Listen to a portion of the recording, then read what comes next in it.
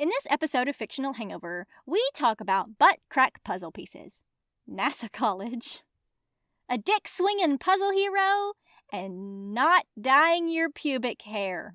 In our discussion of There's Someone Inside Your House, the book and the movie by Stephanie Perkins.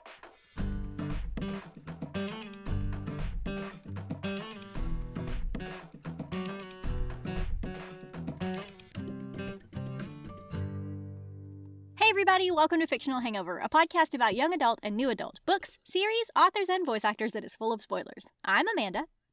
And I'm Claire, and today we're going to discuss There's Someone Inside Your House by Stephanie Perkins. That's not a threat at all. No, not at all. Not a threat. You're totally safe, I swear. Legal disclaimer. Speaking of disclaimers, this is the standard one. If you haven't read this book or watched the movie, please remember that Fictional Hangover is all about spoilers. If you haven't read or listened or watched and don't want to be spoiled, stop listening to us and go read or listen to the book or watch the movie, then come back. If you haven't done this, we want to pretend that you have, or if you don't care about spoilers, or if you just love us so much that you don't care about any of that, then listen up. Yay! Yay! Yay! Legal disclaimer with standard disclaimer. Yes, it's a combo. We are not responsible for anything. No, not at all. We're not inside your house at all. No, we are. We're inside your ears for sure.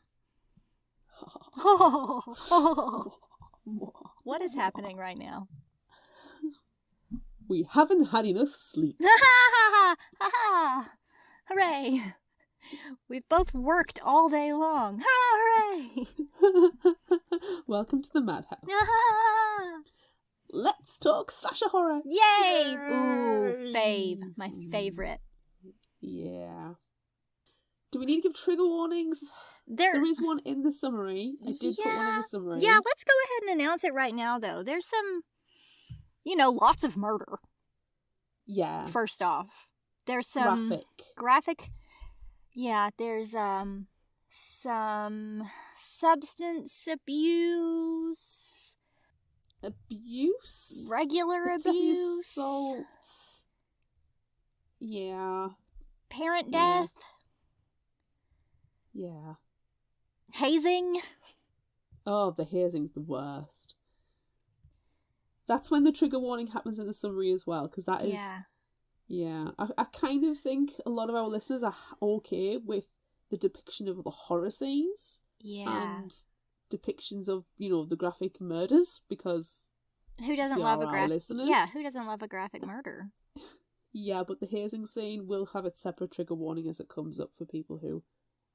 want to skip forward a little bit. Yeah. It's not very long that we have in there, so you can just skip forward a few seconds when we get to that part. No, it's fine. It's fine. I don't know, though. No, let's have some background information, and then I'm going to give you a thought. Oh, okay, please give me a thought. But the only background information that I found that I really, really enjoyed is she was asked on, the author, Stephanie Perkins, was asked on HelloGiggles.com if she could only eat one food for the rest of her life, what would it be? And the answer was nachos. She said, "Oh man, rare does a day pass in which I do not consume a plate of nachos for lunch, or dinner, or both." Wow. I know. She's a queen. She's the nacho queen. Wow. Yep. I hope she's got one of those nacho hats. I hope she does. I have a cheese hat. It's not the same. I can't, dip into my own. That's the dream. Yeah. That's the dream. Yeah. To be Homer Simpson. Nacho man. Yeah. I wanna be a nacho man. Yes. Okay. I also want to be a nacho man. What food would you want to eat for the rest of your life? Tacos? Tacos, I think. What about you? I'm gonna go pizza, because you can have sweet and savoury and a variety of toppings. Well, you can do the same with tacos. Exactly. And if you're feeling, less bready, you just eat the topping. Yeah. Yeah. You can do the same with tacos. You can just eat the insides out. It's perfect. I had hard shell tacos at the weekend and I hated it. What? I love hard shell tacos. I like soft shell. Were they flour or corn? Corn. I prefer corn.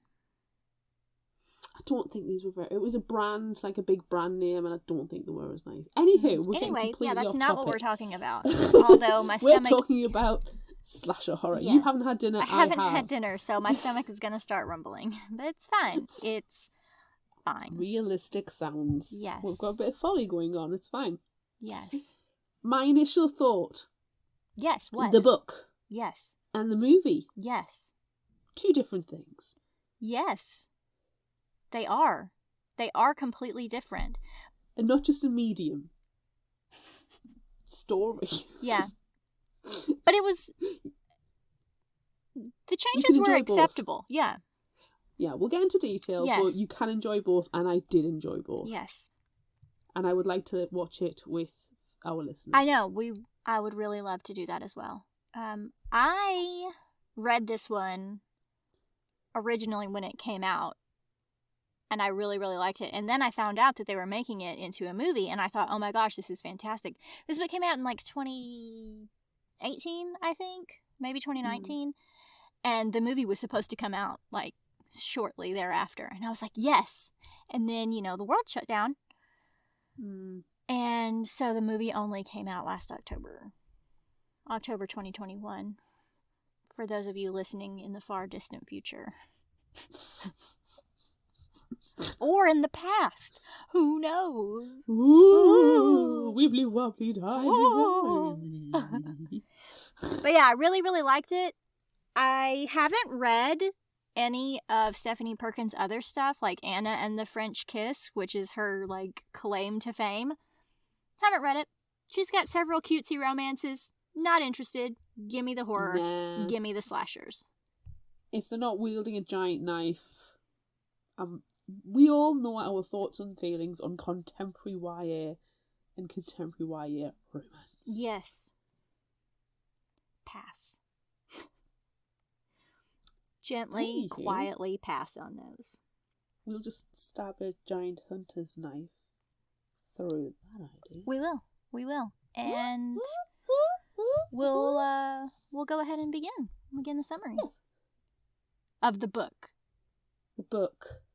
Not the movie. We'll talk about the movie, but we're not summarizing the movie. No, you can watch the movie, it's easier. Yeah.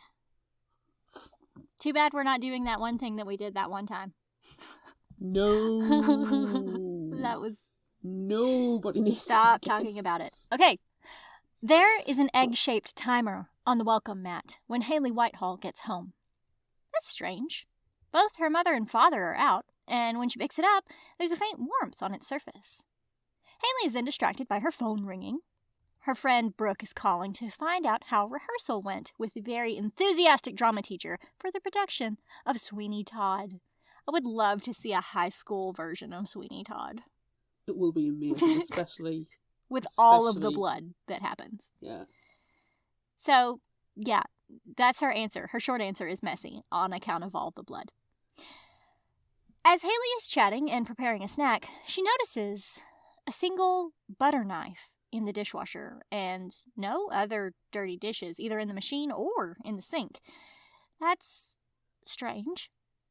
On her way to her room, she kicks the egg timer, which is now on the bottom step of the stairs. Placing it on the counter, Haley decides she needs a nap. Yeah, me too, Haley. Me too. So she ends her call with Brooke and heads to her bed. Haley is woken by the egg timer going off on her bedside table. Yikes! What a frightening setup. Oh my gosh. So good. That is a bad way to end a nap.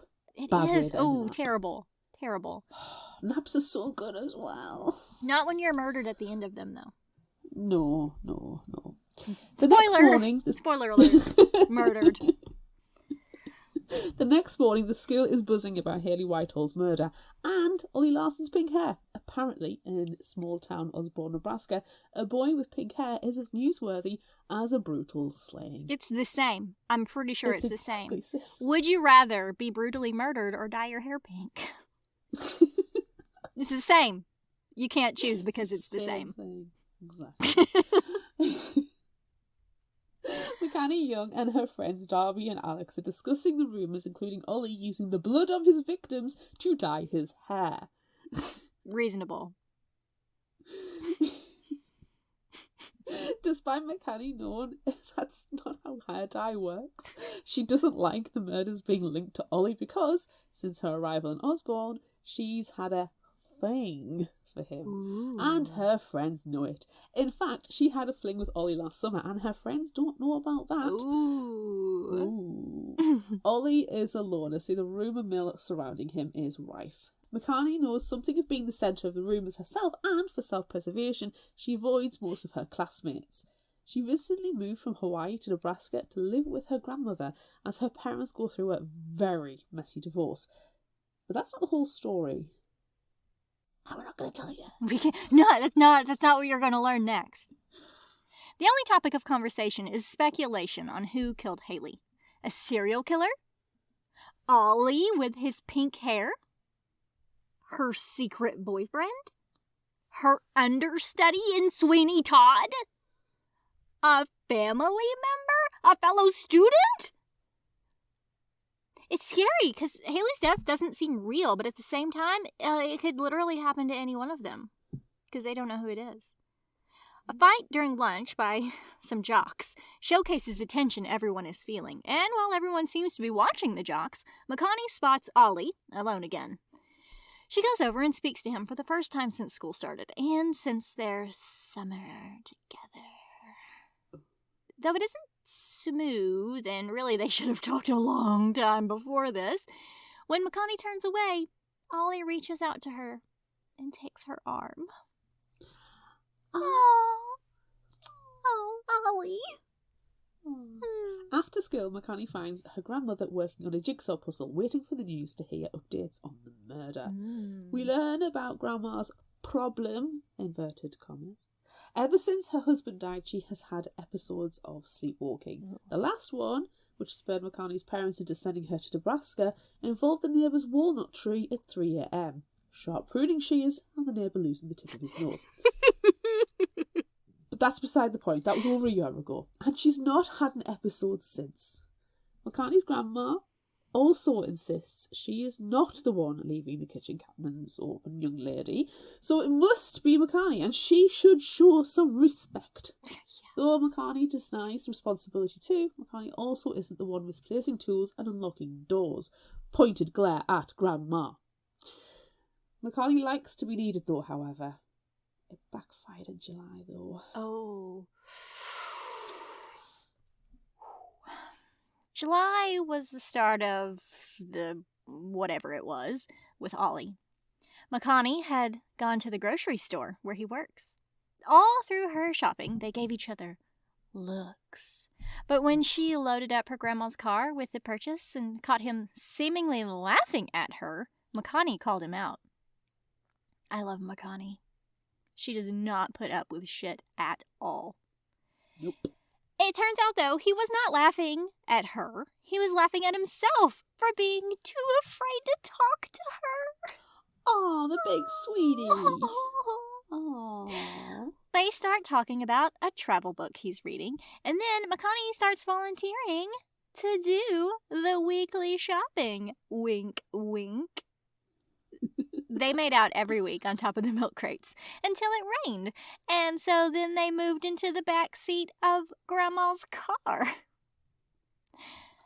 The last time they met up, they drove to a cornfield for privacy and had sex. Ooh, nice. Ooh. That's so romantic. Cornfield sex. It's the best. It's the best kind. Nobody saw the clown lurking at them from the field. Nope. Nope. As Makani and her grandma sit down to dinner, Makani's phone buzzes with a message. It's Ollie.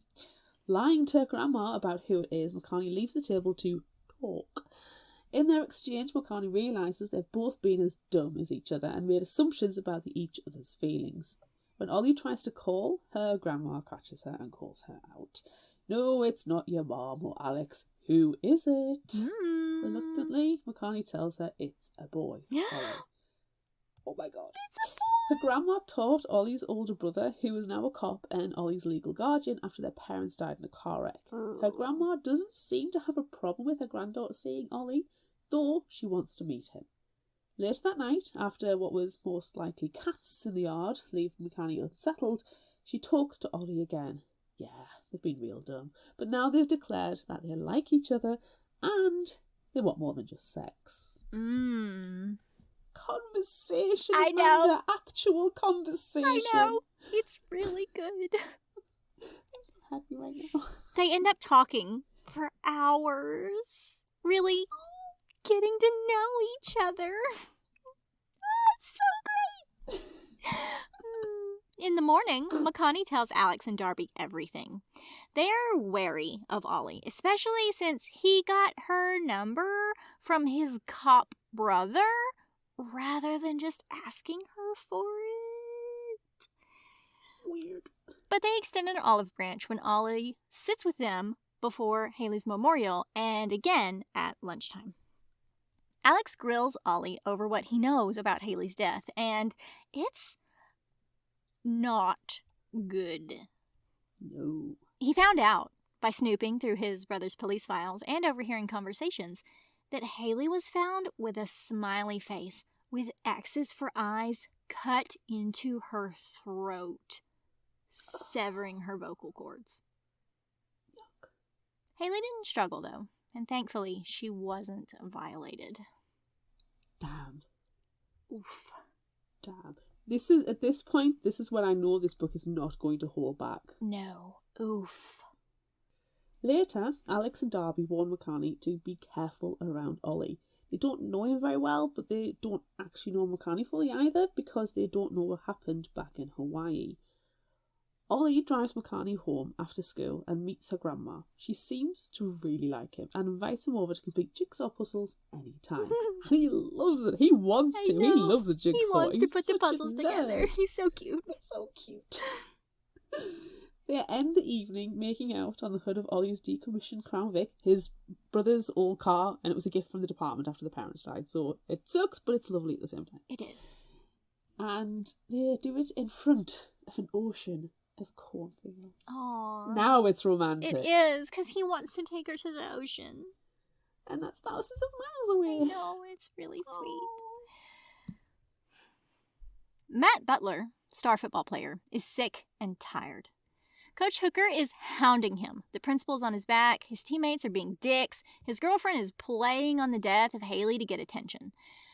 To top it all off, he's not sure if it's stress or CTE, chronic traumatic encephalopathy, causing him to misplace his stuff. Alone in the locker room, Matt heads to his locker after his shower, stepping over his dirty practice clothes on the way. But when he gets to his locker, his combination lock is missing. And so is his duffel bag.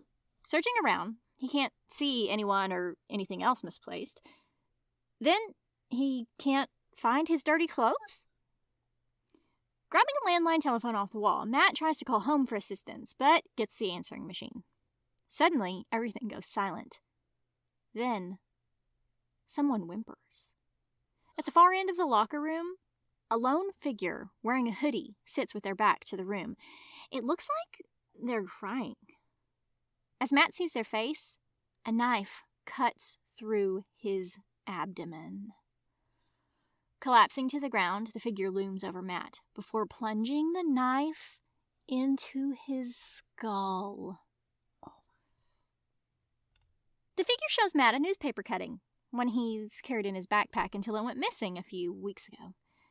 The last thing Matt knew was a large, sawtooth hunting knife carving the circumference of his head before his brain was slashed to mush and his skull neatly replaced. Just put it back on. Yikes. Yikes, yeah. Yeah.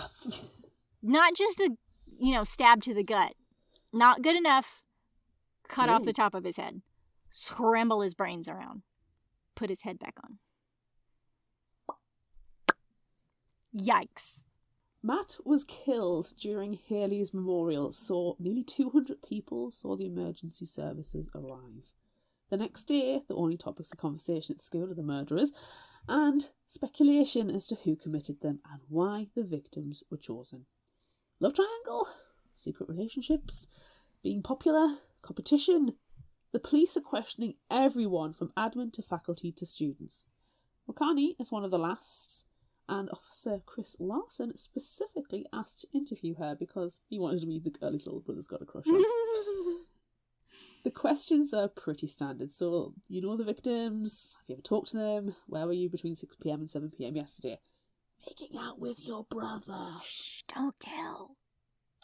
The only question that seems to make Makani uncomfortable is if she had any familiarity with hunting and hunting knives. Ooh.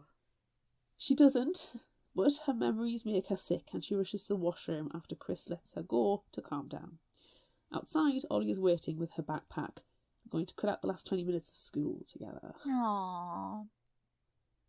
Oh, he's so sweet. So sweet. He's coming to the rescue again.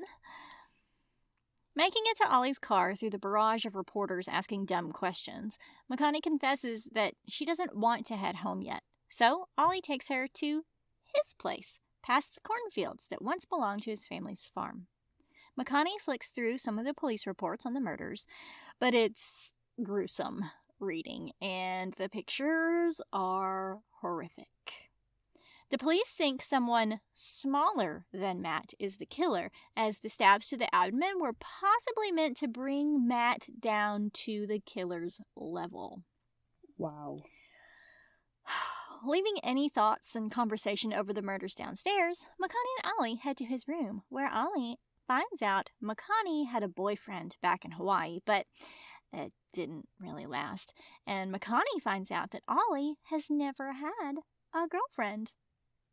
Sex, yeah, but not a girlfriend. And his room is cluttered with books. As things start to get hot and heavy, Chris walks in. Wah, wah, super awkward. However, Chris is more worried about Ollie and Makani not being where they should be with a killer running around than any, hanky-panky they might be trying to get up to. I think that's fair. Murdered? Hanky-panky. Which one? Which one's worse? I think it depends which relative you talk to and how sensible the people doing the hanky and the panky are. These two seem pretty sensible for the most part. Well, yeah, so I'm more worried about the serial killer. Yeah, I think I agree. Makani later has a very frustrating phone call with Darby, where he, on behalf of himself and Alex, wants to again highlight Ollie's creepiness, such as getting her number from her brother. To be fair, it's the same creepy thing they keep bringing up. Yeah, there's no new evidence. Get over it. Yeah. And you're fine with him finding out all of this, murdersome information, but you're not fine with him getting a phone number? Yeah, priorities are skewed. Yeah. Also, Darby says that she should be careful he isn't using her for his grand murderous master plan. That would be... After all, Darby says, Matt humiliated him in front of everyone a few days ago, and Haley rejected him when he asked her out. 4 years ago. 4 years ago, they were children. Who cares? Whilst Makani respects and appreciates them looking out for her, she doesn't like their shit talking behind her. And these are ridiculous accusations. Yeah. Makani stomps around the house, picking up yesterday's shoes, which somehow were on the bottom step, and yesterday's socks lying beside the closet door, when Ollie comes over before his shift to the grocery store. He helps Makani's grandma with her jigsaw puzzle while the local news plays in the background. As bored as Makani is, she appreciates Ollie spending time with her and her grandma. And when she sees the boy, she likes high-five her grandma over a jigsaw piece. Makani knows there is no way that a boy could ever be a murderer. No, he's too cute. He's too cute. He's just adorable. I know, I love him. So precious. I love him so much. Precious. Rodrigo Morales finally has the house to himself. His parents are in Vegas for the weekend, and all his older sisters have moved out. The TV is all his, so it's zombie killing time. Chugging an energy drink while texting a friend who's somewhere watching anime, Rodrigo heads back to his game, headphones on and volume up high. An hour later, Rodrigo is fast asleep. He suddenly wakes up with the sun streaming in and death metal roaring in his ears and knocks a can of energy drink onto his mom's expensive rug. He doesn't remember bringing a drink, though, or completely rearranging all the furniture. What? What's going on? Rodrigo thinks it could be a prank, but also considers calling the police. He doesn't have the chance, though, as a figure in a black hoodie is standing unnaturally still in his kitchen. Yikes. The figure lunges and plunges a knife straight through Rodrigo's heart and back out.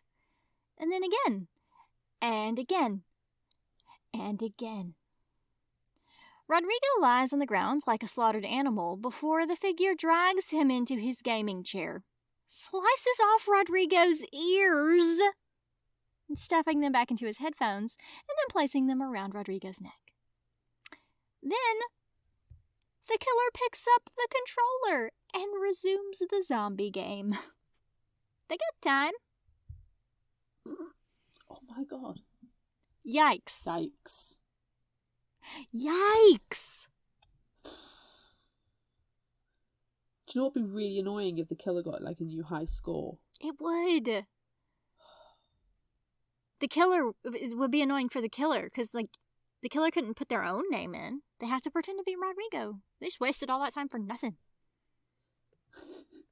Or that I put, your killer. Mm-hmm. You are Killa. Killer. You're killer. Killer. You're no killer. You're no killer. Anywho. Except you are. It's a serious, horrific business. It is. Yikes. We're desensitizing through humour. That's what we do best. After Rodrigo's murder, everything changes. School is closed, and the students are urged to group together or stay with a parent. Businesses turn their signs to closed, the streets are quiet, and families stay home together. Every student is a potential target, and the news goes national with a serial killer on the loose. Ollie calls at noon. He's at the station doing paperwork for Chris as both punishment for skipping out of school early, and so his brother could be sure he's safe before his shift. He updates Makani on what he's heard about Rodrigo.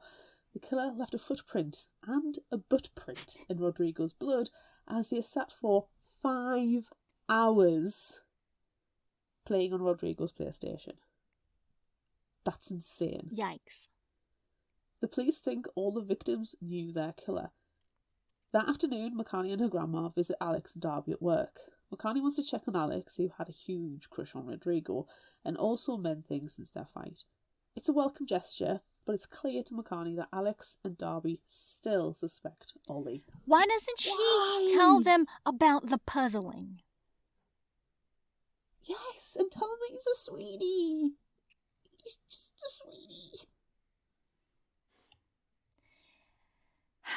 After some former teacher debate, Grandma Young sends Makani into school so she may see a sleep specialist in Omaha. Look, Grandma, it's probably a good thing that you go to the sleep specialist.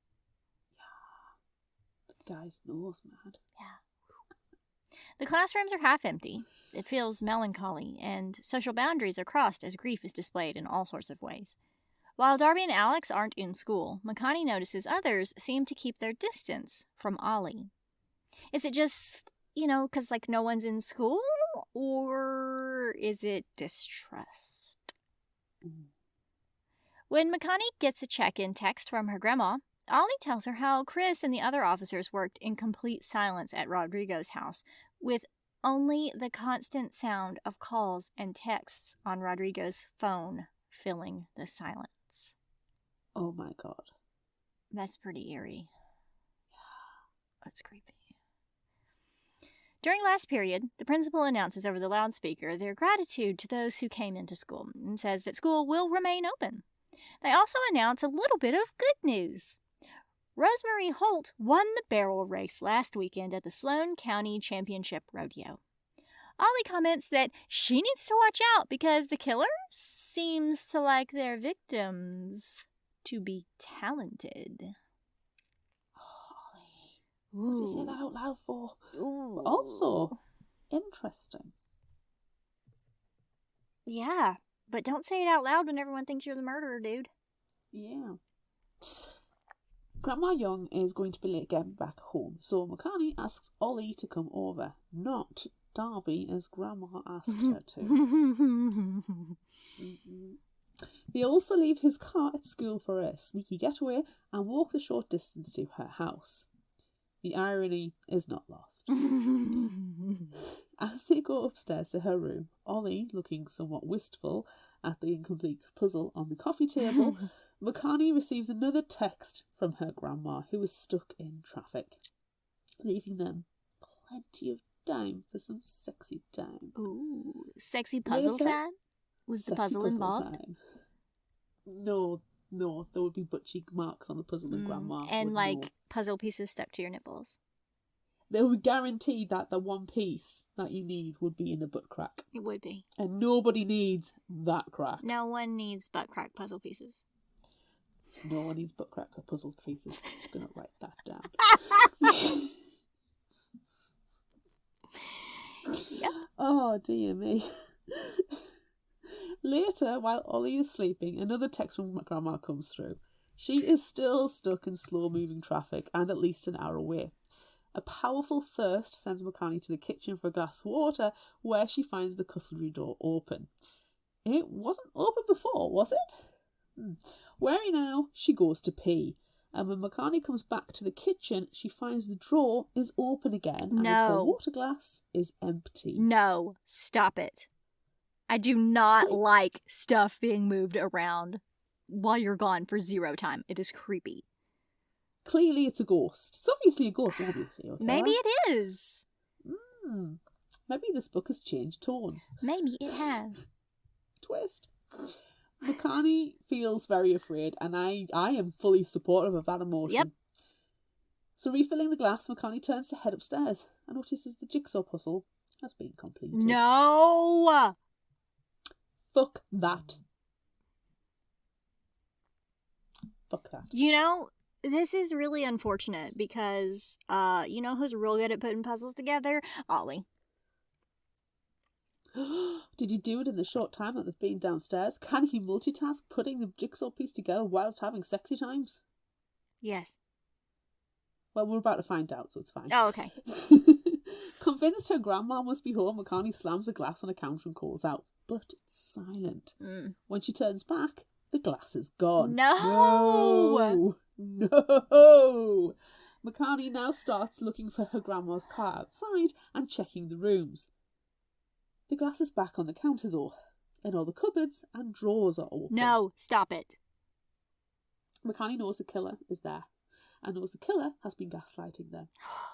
Stumbling towards the stairs, a figure wearing a hoodie and holding a large knife steps out from behind the grandfather clock. No, thank you.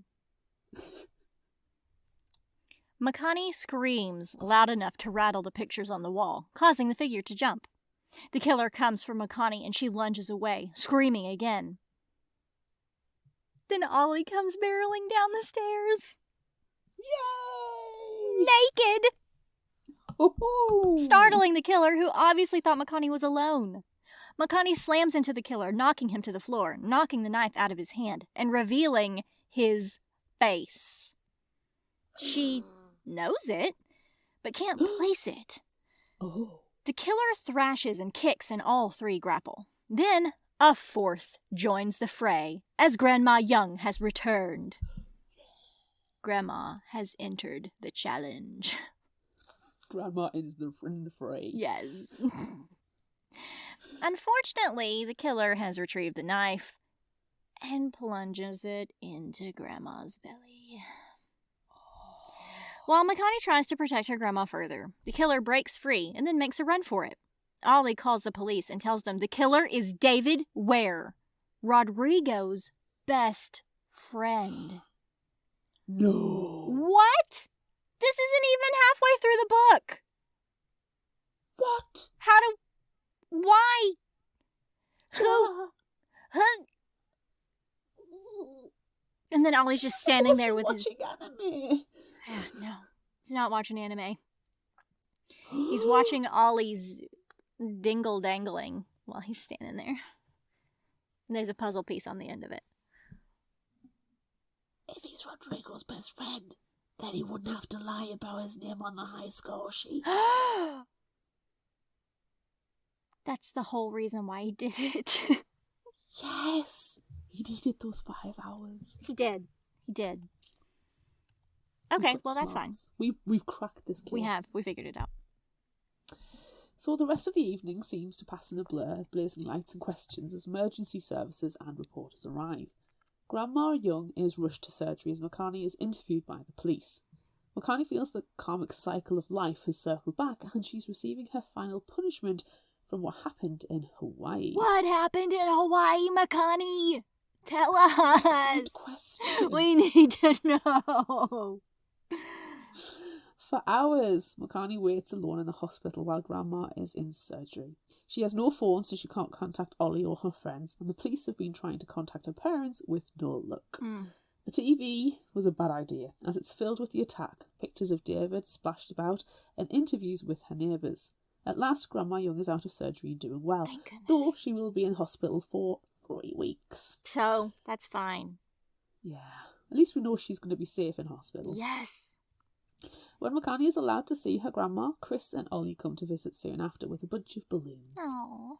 Chris thanks her for helping Makani and Ollie, but Grandma Young emphatically says Ollie was the real hero. Oh, it was neat. Finally, Makani gets her phone. There are a lot of messages and voicemails. Alex and Darby are hugely apologetic for ever suspecting Ollie. Social media has exploded, and her name is being splashed everywhere. Right now, Makani can't deal with it all, understandably. There are, however, no messages from either of her parents. What? Assholes. Thankfully, Chris invites Makani to stay at their place. We know before now that her parents are absolute dicks. Yeah, but this really just emphasises it. Yeah.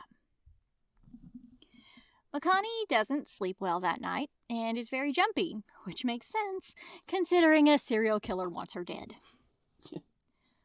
Ollie sneaks into bed with her and holds her until morning. It's just so cute.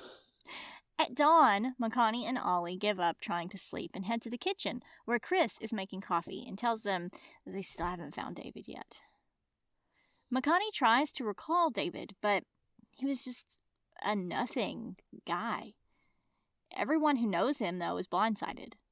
Chris gives Makani and Ollie detailed plans for them, where they should be all day, because he can't take any chances of them being attacked again.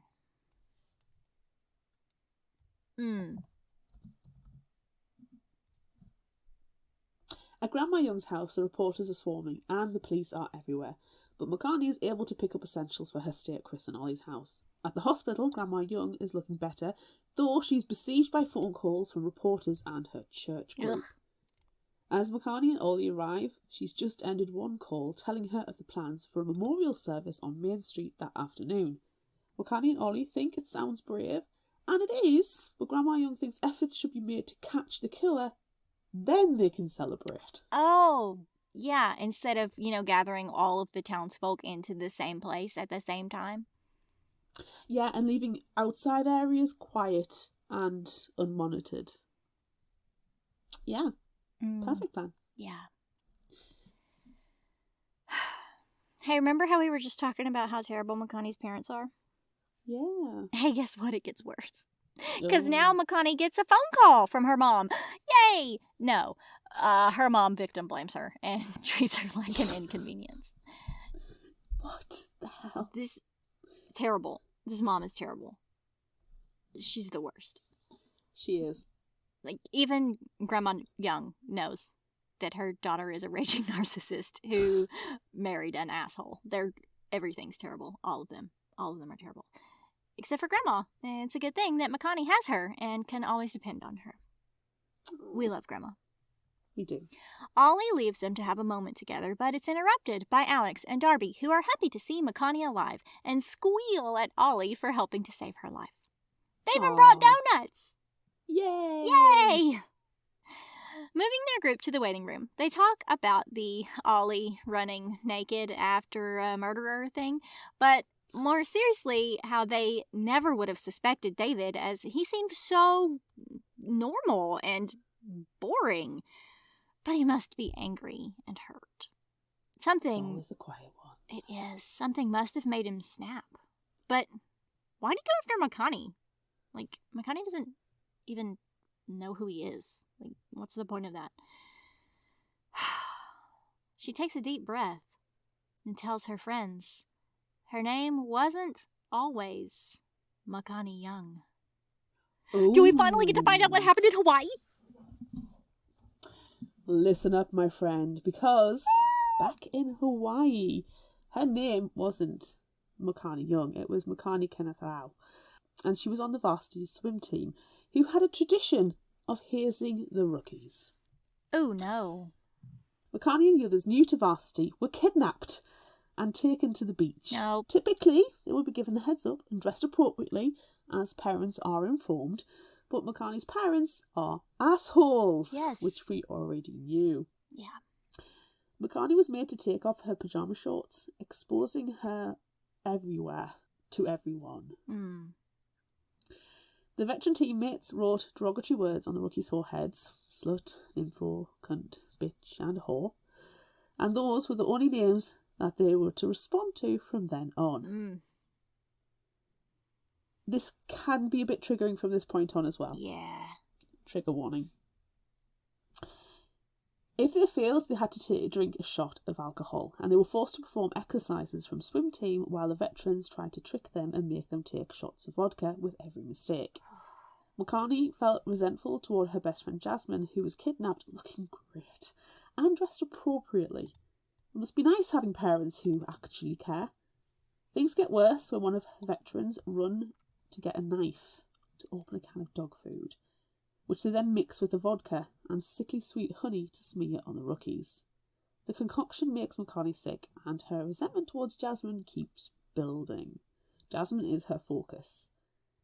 The trials continue to get worse as hot sauce is poured into Makani's eyes, and while she performs sit-ups, which is excruciatingly painful, someone pours water into her eyes, and with blurry vision she sees another bottle between the bonfire and the knife.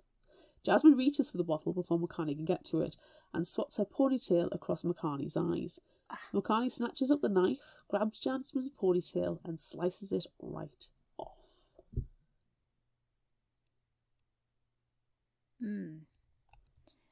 Makani tells her friends that Jasmine was so drunk that she almost drowned. I was about to say, like, is it really that big a deal? Cutting off someone's ponytail? But then you run worse. Screaming into the ocean and almost drown.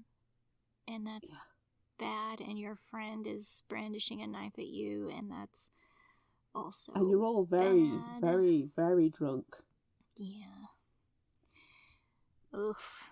Yikes. You know what's even worse? You know, all this chaos is going on, and Jasmine has run screaming and flailing into the water, and Makani didn't go to help her? Oof. The captain, as drunk as she was, finally saw what happened, dove in, and performed CPR. Thank goodness. She did kind of cause it. Yeah, she did. It's kind of all her fault. Makani was taken to the police station and was nearly charged with third-degree assault, was suspended from school, and kicked off the swim team. Because Makani was a minor, her name was kept out of the news, but she lost her best friend, her boyfriend, and she received threats of rape and scalping and death. The district attorney got the charges dropped and her record expunged, actually using the phrase, "kids will be kids." But everyone turned on her, and she had to leave Hawaii for Nebraska. Alex and Darby take Makani's revelation in stride and don't think what Makani did is anywhere comparable to David's actions. No, not at all. It really isn't. Jasmine may hate Makani for the rest of her life, but she has a life. And shorter hair. One bad night does not make someone a bad person. The assumption at this point is that David found out about Makani's past and tried to get vigilante justice. Dude, you're not Batman. No, you're not. But that doesn't make too much sense with his other victims. Rodrigo was an internet troll to women in gaming, though he'd recently stopped. Matt was the ringleader of the jocks and didn't stop them from being assholes. But what about Haley? Then they start thinking about who David's next victim might be. Zachary Loop is top of the list. He's a little like Ollie in that he's a loner, but Zachary is definitely an asshole. Ollie drops Chris a text with their suspicions. Meanwhile, Darby drops Alex off at school for band practice. Chris reports that Zachary is home safe with his mom's boyfriend. However, Darby swears he just saw him at school. Deciding to check it out themselves... Stop it. No, don't do that. Stop. Makani and Ollie head to the school, leaving a lie at the nurse's desk for Grandma Young. It's a lie. When it's a lie, it's a lie. It's a lie, yeah. Not lie is not a thing. Zachary Loop was stoned and avoiding his mother's latest loser boyfriend by coming to the memorial. But memorial is a loose term for the spectacle around him. Zachary used to be friends with David back when they were neighbours. He always remembered that David would hold his anger until he snapped, and he'd seen David in rage. Getting a "get home now" text from his mom, which he ignores, Zachary spies a very pretty girl heading straight for him. Meanwhile, Caleb Greeley, son of the pastor, overachiever and marching band member, can't find his plume. The marching band is about to go on, and they need to look good and represent the school. He must have left it in the grocery store. Zachary is standing with Kate Kutzman, one of the smart and friendly girls at school. She's also hot. Some guy spills a slush over her arms, which doesn't really bother Katie, and he does apologize, but Zachary calls him out for it anyway. Katie gives Zachary the last memorial candle from her box and tells him that she has to head home to look after her little brother and sister. After he's finished being an asshole to Katie too, 'cause why not? And she's walked off, Zachary sees a flash of camo in the store across the street. But, he just puts it down to, being completely stoned and, whatever. He didn't actually see anything. He's too stoned. Inside the store, Caleb can't see his plume anywhere. And then he hears the drums start. He needs to get back outside and stop thinking that this is about him. It's not. The memorial is to show school pride and is for the victims. But then everything suddenly is about him. And not in a good way. Zachary is bombarded by Makani, Ollie and Darby, who are making sure he's still alive. He is. And points out that Makani and Ollie are fucking. What? Oh, what? He sees all. And asks why the hell they are here again. They think he will be the next victim because he's an asshole. He doesn't think that likely since he and David go way back. I love how he's just not offended really by all of this. No. In the store, David is standing in front of Caleb with his missing plume in his hand. Caleb tries to run as the band plays the school's graduation song, but David reaches him before he can get to the exit. Oh, no. The knife goes into his back and is ripped downward. No one can hear the screams or the pounding of the glass. David drags Caleb from view to finish his work. It's another trigger warning in advance of this paragraph. Suicide. Drugs. Skip ahead if you need to.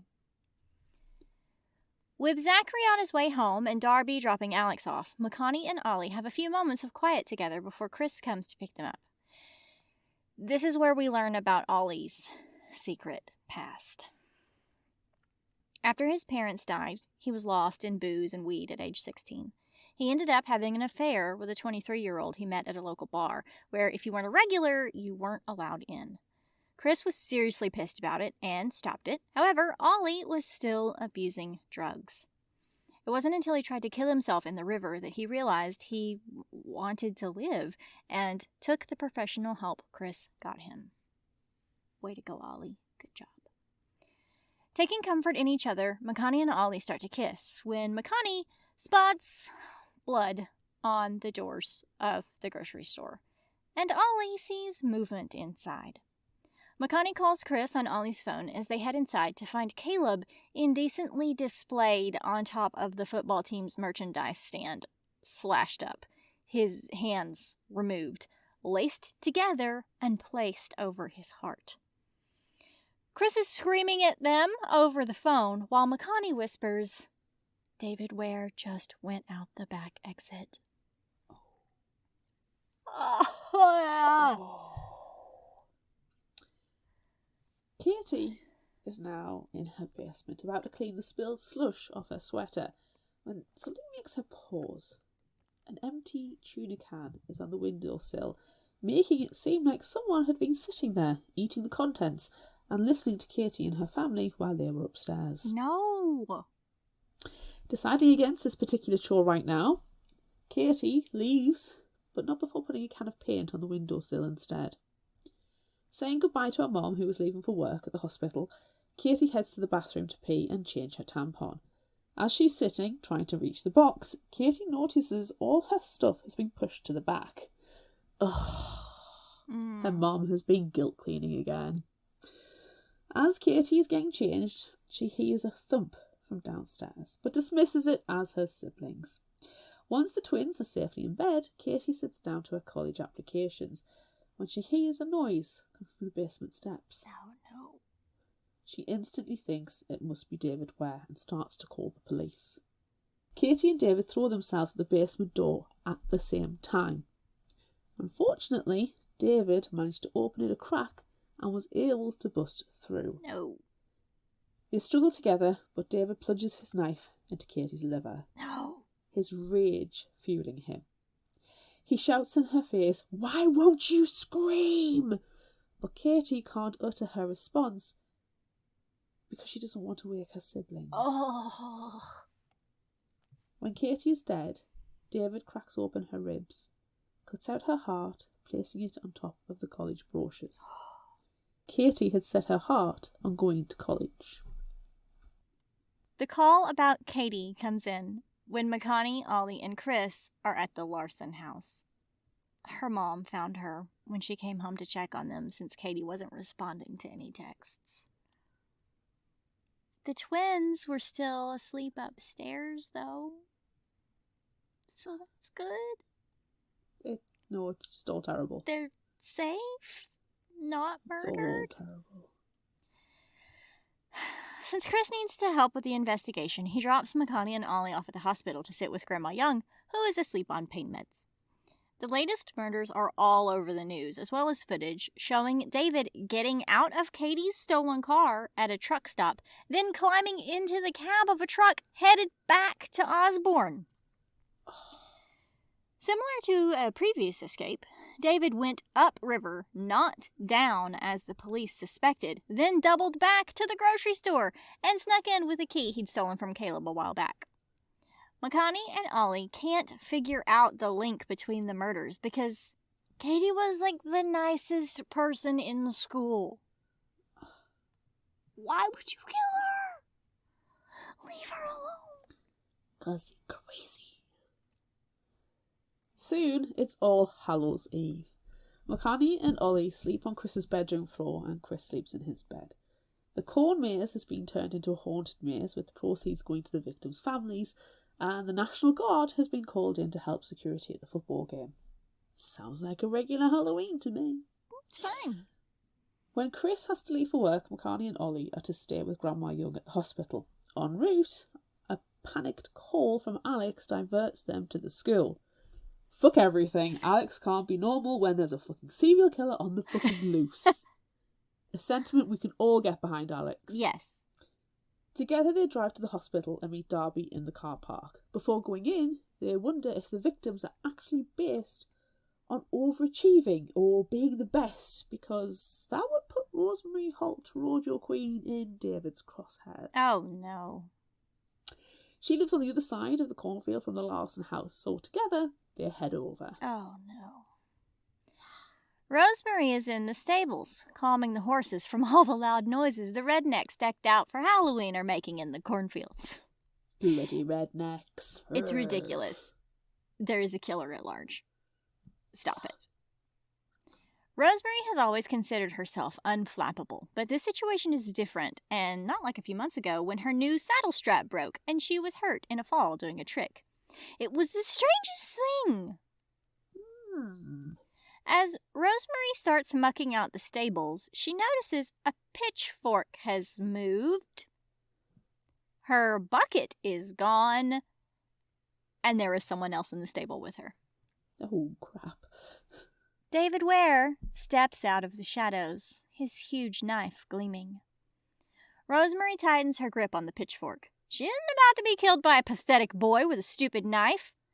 She lunges the pitchfork forward and into David, hooray, who is stunned and turns to flee. Oh no.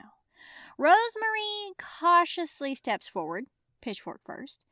Just past the door, David grabs the handle and tries to wrestle the tool from her.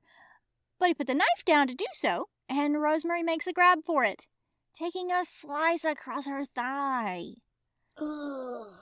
Everything turns into a daze then, as bright lights hit both Rosemary and David straight on as a car comes barreling toward them. Ooh. Ollie took his Crown Vic off-road to get to Rosemary's stables. The crowds of tourists wanting to get to the cornfield Halloween festivities have hampered them and blocked the roads. Bloody rednecks.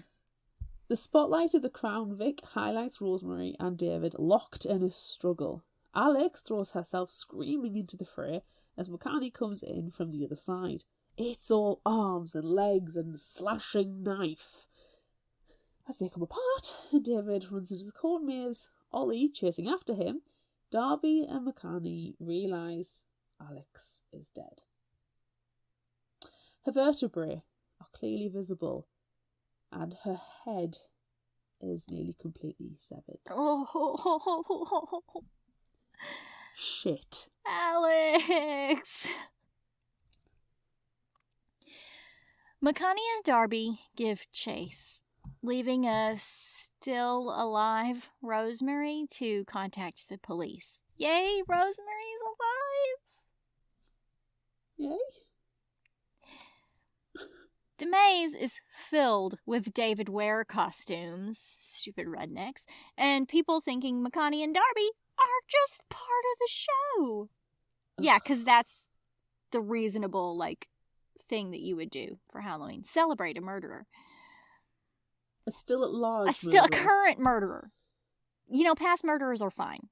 Don't dress up as a current serial killer. If you want to do Jack the Ripper, fill your boots. You don't do the serial killer that is murdering your friends. No, stop it. Anyway, they finally are able somehow to convince all the rednecks that David Ware is on the loose in the maze, which starts a panicked clear out. Makani and Darby manage to find Ollie and David grappling. Makani screams and kicks David in the head, which separates them for a moment before David charges her. Brooke, Haley's friend, pours a bucket of fake blood over them, trying to help. Points for trying. David points at Darby, telling him he had considered killing him before Makani came to town. Then he lunges forward and lashes at Darby, causing him to go down as a wound appears in his chest. Ollie covers Makani and suffers the same fate. Oh my god. Oh my god, Ollie and Darby are both dead. Everyone's dying? Everyone's left alive? Dead. Everyone's dead. David screams that they'll be stuck in Osborne forever now while he gets to escape. He'll be famous as he raises the knife toward Makani. Makani ducks and runs for her life with David chasing her all the way. She runs through the carnival-style grounds and towards the corn pit, diving in and running through however you do it in a corn. What is a corn pit? Just a pit full of corn? Yeah. Weird. And then you swim run. Yeah. I'm going to start that again because the corn pit really weirds me out. The corn pit is interesting. It's an interesting premise. Do you eat your way through? Are you slathered with butter while you try and swim run through? No, it's like dry kernels of corn. It's not even cooked. It's not popcorn. This is very strange. I'm going to Google it. Okay. Makani ducks and runs for her life with David chasing her all the way. She runs through the carnival-style grounds and towards the corn pit, diving in and swim running through. David stands on the edge, watching her.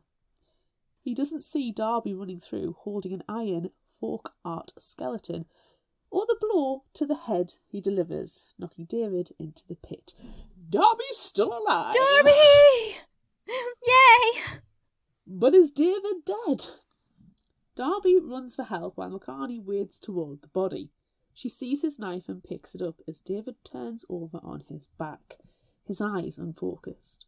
He tells Makani she doesn't have it in her as she raises the knife. He does not know her. Nope. Murdered. Wait. Makani isn't a monster. One bad night did not make her a monster. David is a monster. As he lunges for her, Makani drives the knife into his back. He can't escape now. He was jealous of all those people who'd be able to leave their small town. He didn't rip the community apart. He died in Osborne and will be buried in Osborne. Chris and the rest of the police arrive, and Chris rushes off to find Ollie. As Makani is being pulled from the pit, Chris comes through on the police radio and says that Ollie is still alive! Yay! Yay! Oh, Phew! that is stressful. Oh my gosh, that the entire book was stressful, but in a really good way. Yeah. Let's go grab some corn. Yeah, we need to take a corn break. A corn and jigsaw puzzle break. Pit. Okay, let's grab a puzzle too. Yeah. Butt crack puzzle. A butt crack puzzle. Yes. So we're going to work on that while you guys listen to this message. Please remember that Fictional Hangover is a free podcast and always will be. If you'd like to support the show, stop listening to us for just a few minutes. Become a patron of ours on Patreon at patreon.com/fictionalhangover, then come back. Your support on Patreon will help us bring you more spoiler-filled discussions, book character cosplays, and ridiculous content you know and love. Now, back to the episode. Are we back? Yes. Did you finish a puzzle? I did. Did you learn about Excellent. corn pits? Yes, I'm disturbed but quite intrigued. Excellent.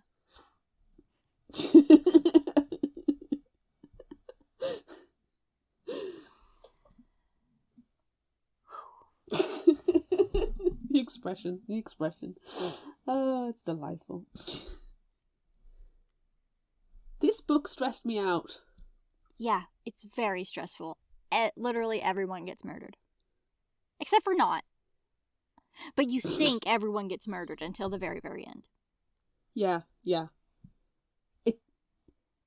It was interesting because you know by halfway through who the murderer is. Yeah, and I feel like that makes it worse. Yes, exactly. That's what I was thinking. It made so much more tense because everybody's like, we know this person. If we see this person, we know they are the killer. Yeah, what are we supposed to do? And then they just get murdered. Just die. That's the only thing that you can do is just get murdered. Be Murdered by David Ware. Yeah. Yikes. It was a different type of tension than, other slashers, horrors, scary books that we've read where we know you don't know who it is until the very, very end in most everything else. Exactly. Yikes. Exactly. It kind of reminded me of Clown in a Cornfield. Well, yeah. Little on the nose with cornfield. Because of the corn. But it's more the fact that you know who it is in Clown in the Cornfield all the way through. You're just waiting for everybody else to find out. And then how everybody escapes. And it's the same kind of tense situation with this. And I really enjoyed it. I really enjoy knowing who the murderer is. And we've said this recently about a story. And she racks her mind trying to remember. Yes, when we read Cynthia Murphy's Win, Lose, Kill, Die, we said it'd be interesting if it was fully from the killer's perspective, or we know from the outset who the killer is. Yeah. And that aspect's brought into it because it would add that tenseness that would really push it to the next level. Yeah. And that's what happens in this one. Exactly.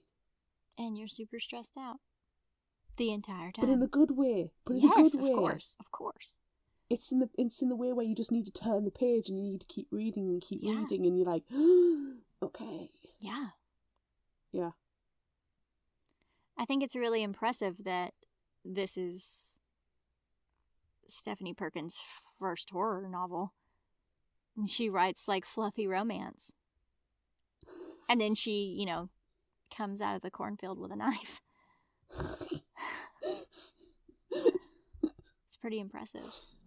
It is. Having not read any other Stephanie Perkins books, this book would inspire me to, but I'm not sure, unless it was another horror book, whether I'd necessarily pick it up.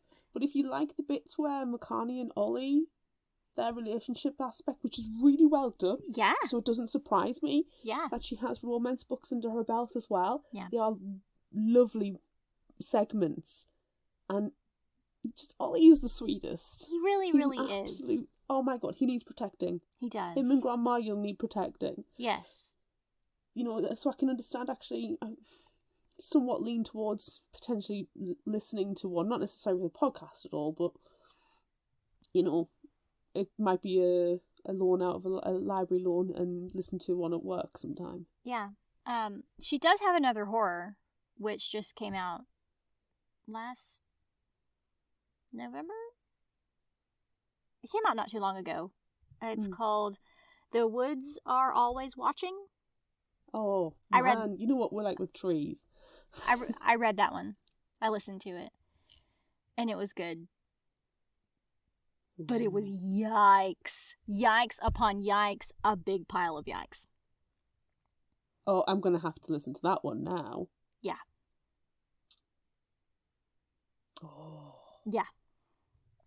I enjoyed it. Okay, I'm going to have to learn that out. Lots of yikes. Yeah. But it was it was kind of awful because at the time, some of my coworkers were getting ready to go on like a 20-mile hike, and there's someone in the woods is about two friends going on an extended weekend hike, and I was like, oh my god, my friends are going to get murdered. They didn't know, which is good. Yay.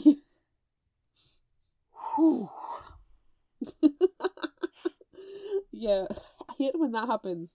Yeah, but it was happening at the same time, and I was like, oh my god, yeah, my friends, they're going to die because I'm listening to this book about people dying in the woods on a hike, and that's what's going to happen. Book paranoia is the worst. Yeah. But anyway, we're not talking about that book, we're talking about this book. Can I tell you what my favorite part of this book was? I think I can imagine, but go for it. There's lots of stuff that I like, and I want to talk about that stuff too. But Ollie running naked after David was the best. And, like, how Grandma was just, sitting there, looking at him in his nakedness. I loved how he was just unconcerned by it, because there was other things more important than his schlong hanging out. Yeah. There's a murderer trying to kill his girlfriend and his girlfriend's sweet, sweet grandma. His jigsaw puzzle buddy. Yeah. His puzz bud. Puzz bud. I regret saying that. Puzz bud. But yeah, I thought that was great. And then later on, when Alex and Darby are, they're hearing the story, and they're like, wait a sec, I thought you guys were just upstairs getting busy and that you were completely naked. Did you run after him naked? And he's like, And Makani tries to lie about it. She's like, no, he was wearing a blanket. And he's like, yeah, I was naked. Yeah, because he knows how cool that makes him. Yeah, really. He is not ashamed of his dick at all. No. So it's got to be decent. Well, that's not even it. It's the fact he went butt naked after a person wielding a knife. And that person knows how to use the knife. He doesn't need any armour, even if it's just a flimsy t-shirt. Badass. He is badass. With his pink hair. Did his pink hair make you think of the guy from Blue is for Nightmares? Who kept dyeing his hair different colors? Because it did me. Yes.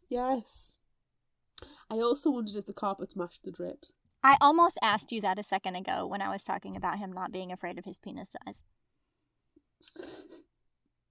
I'm glad we're both... Does carpet match his drapes? No. Discuss. No. No. Unfortunately, he did not dye his pubic hair with his hair dye. Don't do that. Don't dye your pubic hair. Don't dye your pubic hair with hair dye. Don't do it. Just for men. And his armpits too. You can dye your armpits. Yeah. But you can use you can do the spray dye as well. Ooh, but that stuff's so crunchy and uncomfortable. Don't put that in your regions. No, well, it's not for there. It's for your armpits. Or use the blood of your victim. Yes, that is exactly right. Use the blood of your victims. You can dye your pubic hair with the blood of your victims. That's okay. But you need to bleach it first because otherwise the colour doesn't. Don't bleach your pubic hair. Stop it. Yikes. The end of that conversation.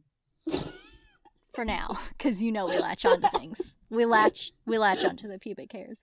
Do you know what else I liked about this book?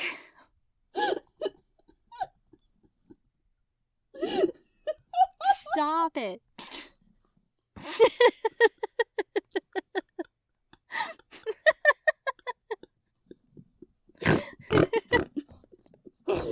Stop it, I want to talk about real stuff.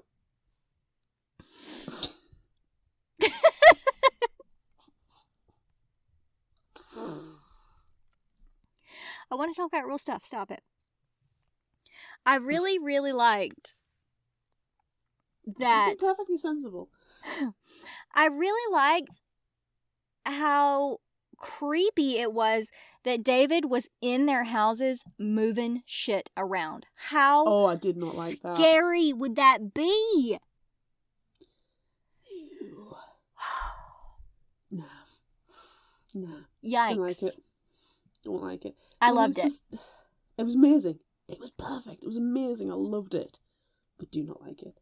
It's like, when you play The Sims and you cancel the action halfway through and you walk into a room and you don't know what you're doing. Yes. It's like, it was like that, except I would be the person who's like, did I actually drink all that water? Did I do that?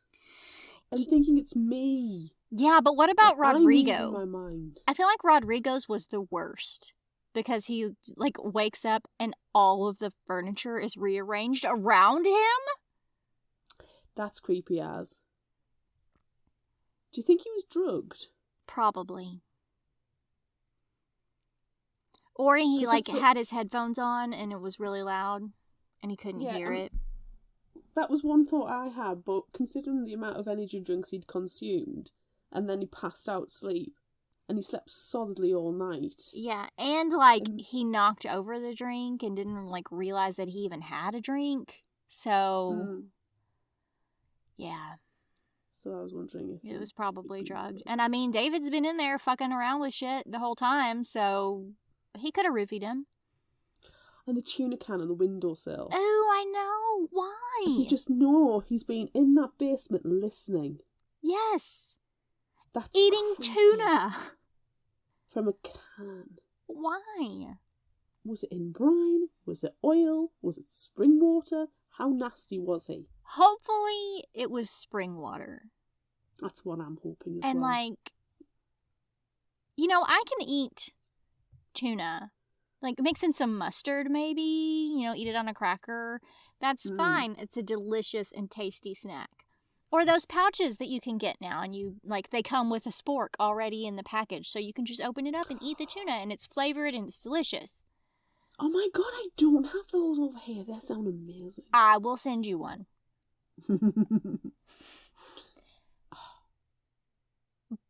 But not a tuna can. Not just eating tuna out of the can. No. That's for cats and cat cosplay. Yes. But I ate one of those pouches when I was a cat and cat cosplay. Yeah, but that's allowed with cat cosplay. Yeah. Yeah. No, it's just so creepy. And magnificently done. Yes. And the length of time he's been terrorizing everybody. Yeah, because, I mean, he cut Rosemary's saddle. Mm-hmm. Do you think that maybe, like, he started with her and was just trying to see what he could get away with? And, like, maybe if I cut this strap and she dies and it's an accident.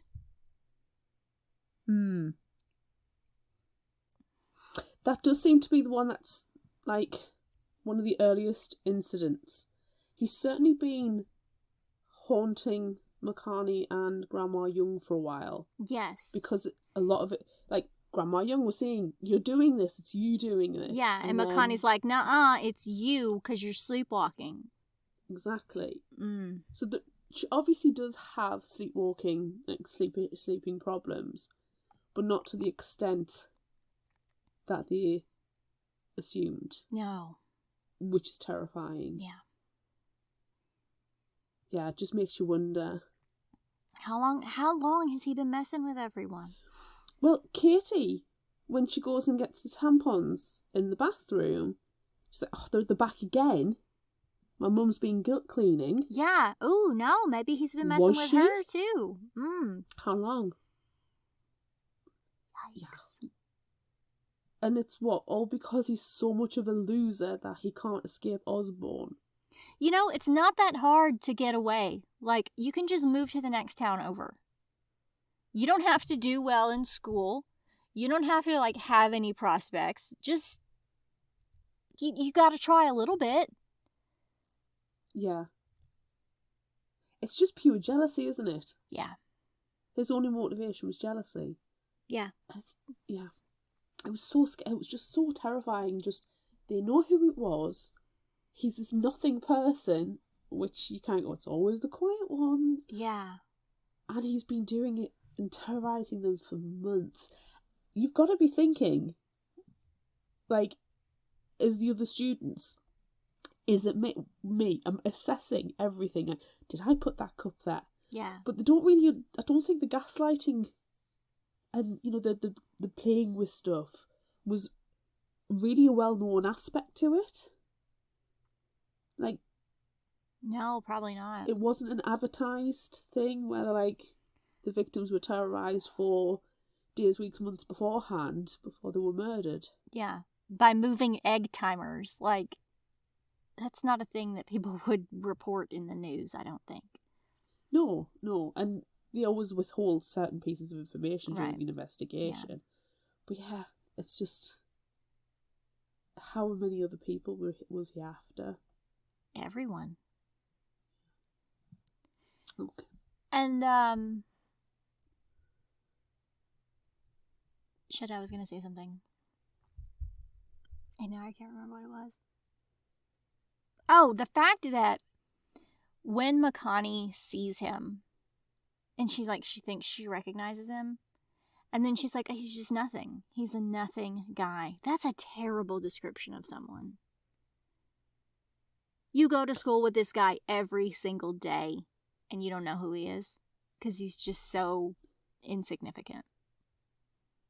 I feel like if she had told him that, Rage. He would have exploded. Rage. But he wasn't an insignificant person, really, because he was Rodrigo's friend. Yeah, he was, like, friends with those bros, and... So he was part of a... And Zach knew him. Like, people know him. I can understand Makani not really knowing him, because she's new kept to town. To herself. She's been there for about a year. She's kept to herself, though, and is only really friends with Alex and Darby and Ollie. Yeah. So I can understand her, especially if they don't have classes together. Like, there were people I never had classes with all through secondary school. Yeah. And I feel like this is probably a pretty decently sized school, even though it's, you know, in the middle of nowhere. Yeah. It's probably a decent school. Exactly. It's enough that there would be 2 or 3 classes per year. And if you never put into the same class together or never share a class or grade, then... Yeah. Yeah.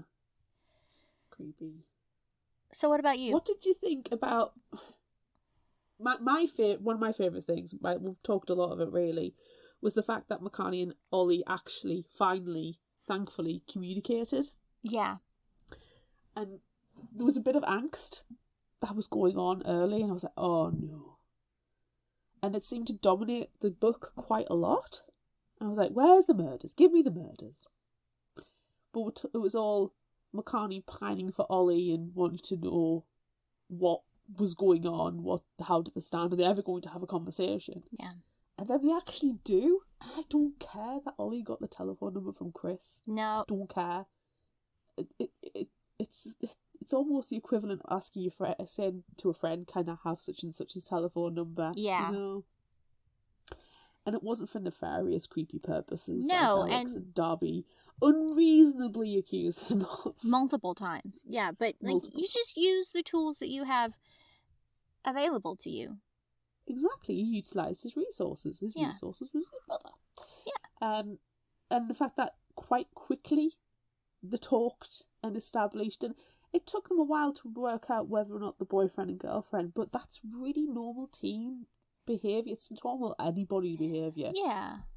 Working out how you stand in terms of exclusivity and labels, and if you're going to do that kind of thing. So I wasn't too annoyed by it because they had talks, had conversations, and Makani sits down with Ollie and Darby and Alex and explains her past, because it was getting to the point where I was like, I'm back in Hawaii, these terrible things happen. I'm like, what happened in Hawaii? I know, I really wanted to know what happened. I really, really wanted to know. And it was terrible what happened. But it wasn't... I feel like Makani did not deserve the treatment that she was given. No, she was being hazed. She was absolutely out of her mind, drunk. She was already in a negative situation mentally because of her asshole parents not prepping her. So, you know, I think everybody has had that instance of being the person who stands out because they're not dressed right, they don't look right, they're not prepared. They feel lesser for it. It knocks your confidence. And if you're already in a bad place and then you're getting horrible, I can only imagine it was cheap and nasty vodka. Oh, I'm sure it was. Poured down to their gullets. Yeah. And then getting like hot sauce in your eyes and being covered with dog food. Like, ugh. Force fed, sickly sweet as well with the honey. Oh, no. Mm-mm. And then being called names all night and worse, made to exercise. You're dehydrating quicker as well. Yes. So you're going to get drunker faster because of the dehydration. It's a horrible place, and I can understand her fixation on her best friend, who came looking fabulous, who came looking prepared. Yeah, and she had water, builds. And she flips her hair in Makani's eyes. That was terrible. Yeah. I figured Jasmine did it unintentionally. And I also wonder if Jasmine wasn't reaching for the water to help Makani. I don't... assumptions are being made. We don't know, and it's not explained. But, yeah, the entire hazing situation. And then she's the one blamed for it all? How? Yeah, not the girls who are hazing everyone. They're fine. They didn't get in trouble. And it was established this is a known tradition that's slowly, gradually got worse and worse and worse and and worse. everyone's just okay with it. It's just kids being kids. Oh, fuck off with that. Yeah. Ugh. So yeah, that really annoyed me.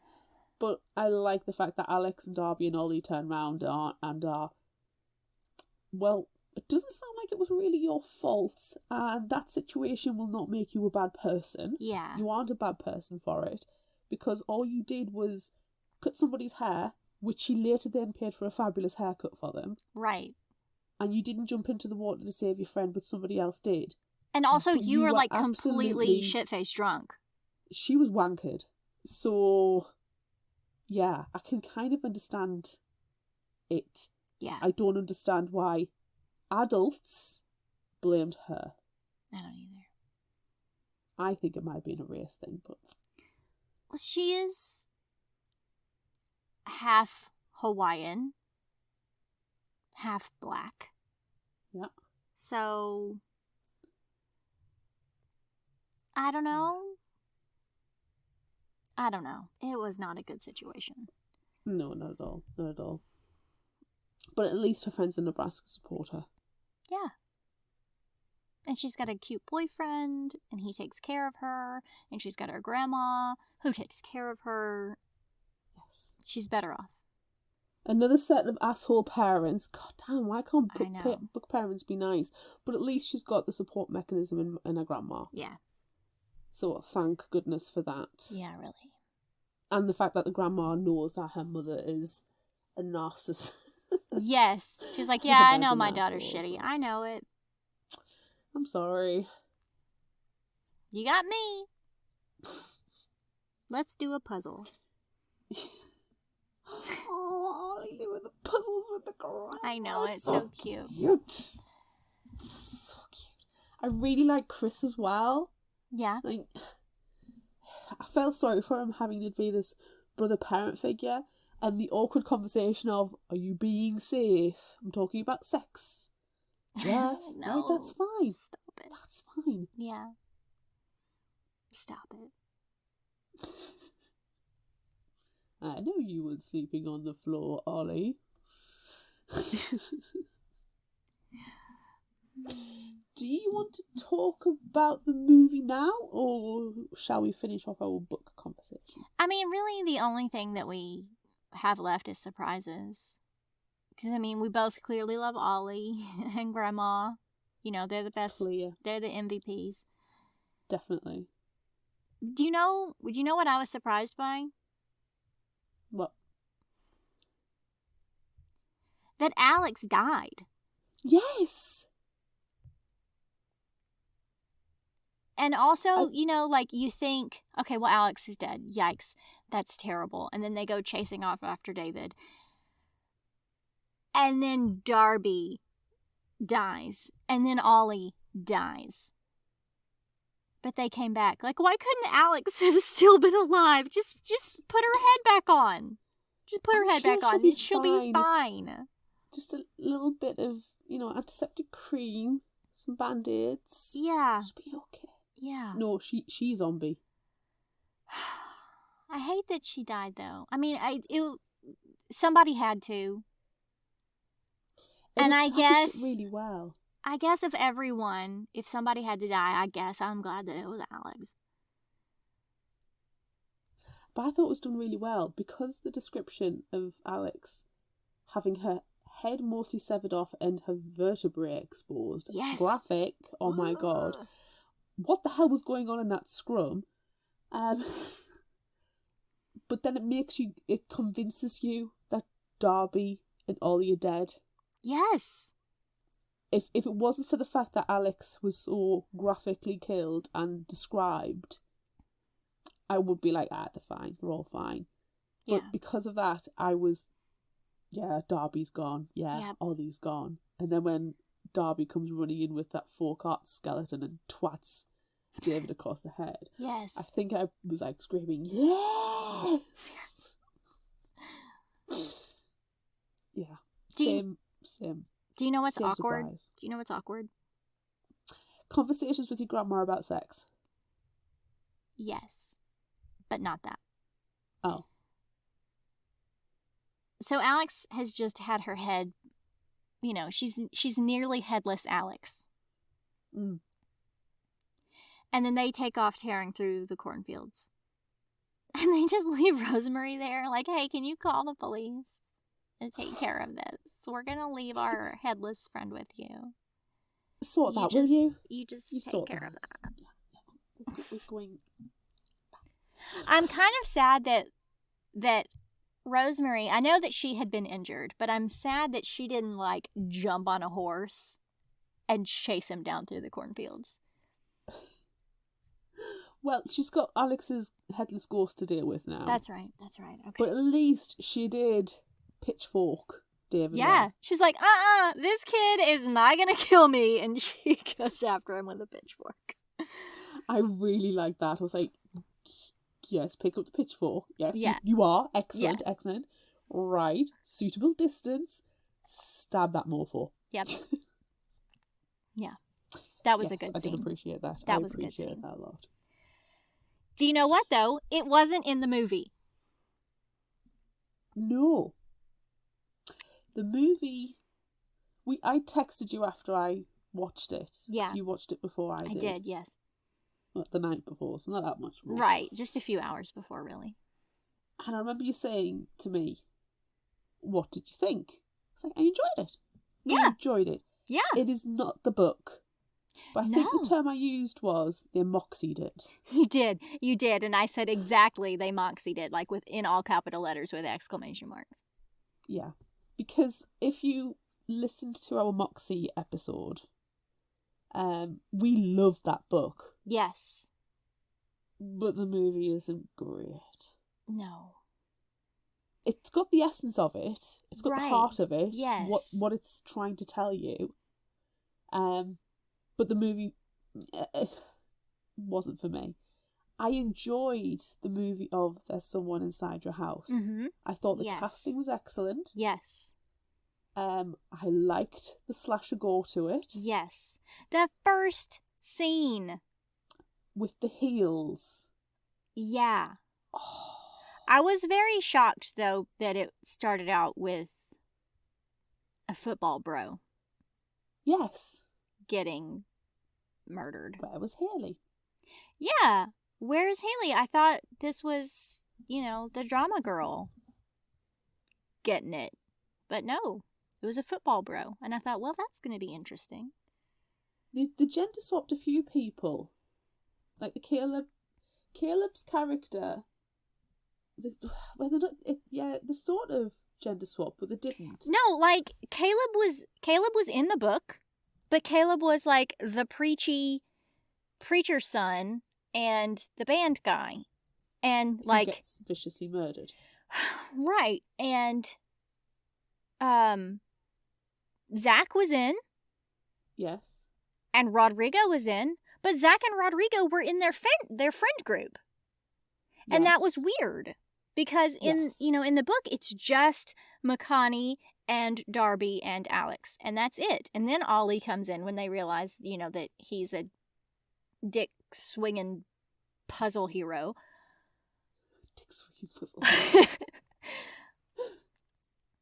And then it's just them. But like the movie, they were kind of terrible to Ollie for almost the whole thing. Yeah, I didn't like that. I kind of actually got scared that they were going to change it so much and that Ollie was going to be the bad guy. Yeah, I was expecting that to happen. Firstly, devastated that Ollie didn't have the pink hair. I know! I was devastated by that. Makani treats Ollie like shit. Yes! That upset me because she just wanted to keep the entire relationship secret. She didn't want to acknowledge him in any way, shape, or form. Like she was embarrassed of him. Yes, but at least in the book, Darby and Alex know that she likes Ollie. They don't necessarily agree with it, right? But yeah, but that was odd. Didn't like that. Caleb, like you said, was now a gay jock who joins the group. Yeah, which that was cute. Which was cute. I like that. And in the place, the religious person was a girl who was a Nazi. Yes. But then also Zach's dad was like the evil corn baron and who was a Nazi. Was a Nazi and buying up all the corn farms. Yeah, he actually had a dad in this rather than just being a stoner who lives with his mom and his mom's a loser boyfriend. But he definitely was a stoner. They kept that bit in, and he turned all the Nazi paraphernalia into bongs. Which was hilarious. That was really, really funny. Yeah. And Rodriguez was hooked on painkillers and not some kind of like gaming app super genius who trolled women on the internet. Yeah. That was interesting as well. And they kind of changed, they changed the whole like plot behind the killings. It wasn't these super overachievers, it was people who had secrets. Yeah. Well, he found, Makani's was not exactly secret. It was a literal Google search away. Well, you had to know her name. You could just Makani Hawaii and I'm sure it would have come up straight away. Well, yeah, that's what Ollie did. Exactly. In both the book and the movie. Yeah, they changed the surname as well in the movie too. They did, which I didn't really... Yeah, something. Sun Wu, I think. I can't remember. Randomly, that was... Yeah, why? Why couldn't it have been a Hawaiian last name? I don't understand that change. Kalikalau. That's a cool name to say, if I even said it right. If I don't remember how it was spelled. But it was questionable. Yeah. But it was still good. The movie was still good. It had its own strengths that were separate from the book. And they're both very entertaining. Chris and Grandma Young were underutilized and made dumber. Yeah. Like Grandma Young was made a lot more frail in the movie than she is in the book. Yeah, she was ancient. Yeah, I can imagine she's like... Grandma Young literally threw herself into a fight. And... Yeah, and it almost seems like her sleepwalking in the movie was made to be like, oh, she's, sundowning and getting dementia or something. It was definitely some kind of onset degenerative disease rather than like... Just sleepwalking. Sleepwalking. Yeah. Do you know who I thought was funny? Who? David the Uber guy. He was literally the only David mentioned. He was completely random, and I was wondering, did they put somebody random in called David who has access to everybody as a red herring for people who've read the book? Yes. Thinking, oh, that must be David Ware. He's the murderer. But no, it's not, because it was Zach. Spoiler alert. You could tell it was Zach, though, because of the build. Like, throughout the book, this is an interesting part of the book. They attribute... Ollie is, like, the main person at most points because he's the creepy loner. Yeah. But a lot of the time they say, oh, it's the parents. It could be a secret boyfriend. The speculation is rife. It could be a secret girlfriend, a love triangle. Yeah. And they give as much credit to females as they do males or... non-binary, or Darby is trans, which is wonderful to see the amount of representation in this book. Yes. That's something else that I want to come back to. Yeah, we'll put a pin in that one. And so they kind of like make this androgynous hooded killer. Yeah. But in the movie, it is quite clearly a tall, lithe male. Yes. So it's easy to tell who it is. Two things that I loved about the movie. Darby just being non-binary, and the actor that plays Darby is also non-binary. And I thought that was really great. Yes, I read, looking for background info, I read something that Jesse said about how, like, hey, I read this book and it was a trans person, and then they changed the script to non-binary, and I was like, hey, that's me. And then they were cast, and it was just really, like, it was really super cute. I thought that was fantastic. That aside, representation aside, which is wonderful, and I love that it's happening, and I hope it happens more and more and more forever. But I really thought the 3D printed masks of the face of the person you're killing was yikes fantastic. I love that. It was creepy AF. Yeah. Yeah. No, I'm with you on that one. That was creepy. I loved it. Yeah. But I like that Zach, as, you know, he's being foiled at the end. He's like, do you know how long it took to 3D print those things? There was a lot of setup. You ruined everything. I had an entire monologue to say to my father before I murdered him with a frickin' samurai sword up through the jaw into the head out the skull. Yes. Amazing. Yeah. That dad needed to die, though. Oh my god, he was a prick. I enjoyed the fact that they retained that slasher-esque gratuitousness, but it wasn't like watching Hostel or like right. You know, that kind of horror movie. It was gory for the sake of it needing to just hit that right mark. Yeah. And it kind of had that reminiscence of 90s slasher movies, teen horror movies, which the book embodies perfectly for me. Right. But what I thought was the beginning of the book feels like Scream. It's the beginning of Scream with Drew Barrymore, getting on the phone, snacks, blah, blah, blah. The beginning of the movie was I Know What You Did Last Summer. Because it's all about the secrets. Yes. And it's pointing out, I know you did this. You're an asshole. You're gonna die. But do you know what else? There was like an actual purposeful callback to Scream in the movie where they hanged the girl and all her guts were out. Yeah. Like, that's what happened to Drew Barrymore. Drew Barrymore probably wasn't a Nazi, though. No. As soon as that character was that supposed to be Katie? I don't know her name. Or Haley? I don't remember. I can't remember. Anyway, she stands up after the first murder in the restaurant, the school restaurant. The cafeteria is the word that we use. Cafeteria is the word I was looking for. Yes. The school restaurant. I was going to say refectory because some places school calls them refectory. Well, you call it a canteen. Canteen, yeah. Whichever. The school restaurant. Whatever's an appropriate terminology for the educational establishment which you may frequent or frequented. Anywho,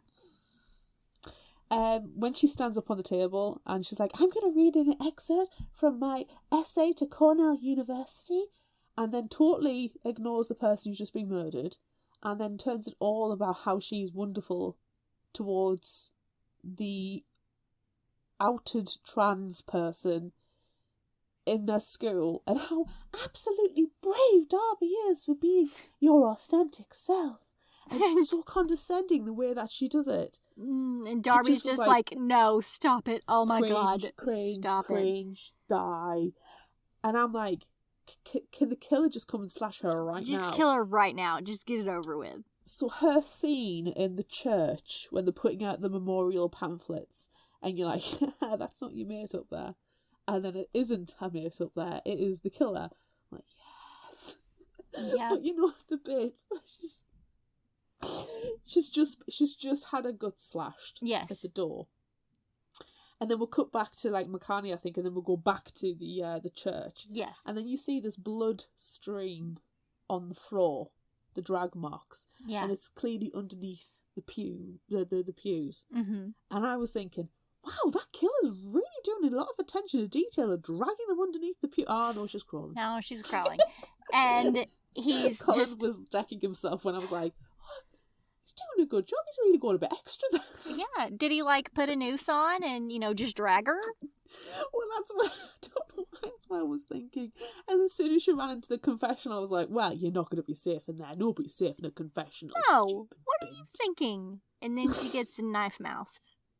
Oh, I'm so happy that she died. Because she's a fucking Nazi. Yes. And her Horrible. podcast that Zach was playing aloud in the church, like eugenics and. Yeah, it was a joke. I was making fun of everyone. It was satire. It was just satire. Oh my god. As she's talking the hazing about... was different as well. Yes. The hazing was... Jasmine got burnt. Makani pushed her into the fire. Yeah. It definitely seemed more-ish accidentally done in the movie with her face on fire. Yeah, they were properly out of it there again, and it didn't look like there was with any intent. However, in the books, Jasmine won't have anything to do with Makani because, oh my god, her hair got cut. Yeah. But at least in the movie, she calls her at the end and reaches out. Yes, and Jasmine answers the phone. Yeah. Yeah, and it was nice, the little wrap up. You see Makani and Ollie going to prom together. I assume it's prom. I'm sure it was prom, yeah. Yeah. Yeah, that was... And Alex gets into music college. And Darby goes to NASA college, which is what it seemed like, and that's... Space School. I mean, come on. Don't we all want to go to space camp? Yeah. That Jacob and I kept laughing at NASA college. It's definitely NASA college. Definitely. I want to go to NASA college. Me too. But I like that Darby got into NASA college because it was probably really hard to do. Yeah, you got to know space stuff. Yeah. And they kept that all the way through, like with Darby's whole aesthetic. Yes, wearing his little nerdy NASA jacket with the patches, and they were like looking up at the stars with a like Google star map. I thought that was really cute. I know, I have it too. It's excellent. It's wonderful. I loved it. So yes, I really did enjoy the movie. If I was to say, what the question we ask on the theme is which, because this is a book club theme. Right, it is. It is, because it's a brand new month. Yes, read the book, watch the movie. Yes. And then compare. Yes. And then which one did you enjoy better? I enjoyed the book better, but purely because I know and am established who the murderer is early on. Yeah. And I enjoyed that tense thriller, psychological horror aspect to it. And I didn't like the way Makani treated Ollie in the movie. And I hated Alex and Darby's vehemence that Ollie was the murderer. Especially Alex was, I know, he killed Rodrigo. He was at the party. He did it. Yeah. Everybody was at the party. Right. So yeah. But I did love in the movie that Makani turns around and shuts Alex down, like, you fucking hate everyone, don't you? And then she gets up and leaves. Like, yeah, I did enjoy that. I don't know. I enjoyed both of them separately because 90s slasher movies are pretty much my favorite. Yeah. So having this killer with the 3D printed face masks, I thought that was super awesome. Yeah. And I mean, yeah, it felt like it was a Netflix movie. It wasn't like so spectacular, but I thought it was really good. And then the book was also very good, and they were different enough that like you can separate them. And you're not like, oh, that's not how they did it in the book, because they changed, pretty much everything in the movie. Yeah. I was sitting there and watching it with my husband, and I went, that's not how it begins. It's a woman that gets killed at the beginning. I was doing the same thing to Jacob. I was like, and he's like, at the end I went, you really should read the book. He went, I don't need to, because you've basically told me it all. I went, no, I didn't tell you who the killer is, though. I haven't given you that salient piece of information, and I haven't told you all the graphic details of all of the murders, so you need to read the book. And he has no excuse. I have the ebook of it, so he can read it. It's there. Yeah. Sitting on his own e-reader. So he can read it, and it'll be a quick read from it. I think he'll enjoy it. But yeah, They are very different stories, really. And they're great. Both of them. Very enjoyable. We need to set up a fictional hangover theatre 3000. We do, and we need to watch this together. For sure. All of us. It'll be super great. Do you know what else we need to do? Play Would You Rather. This episode's 100 years long.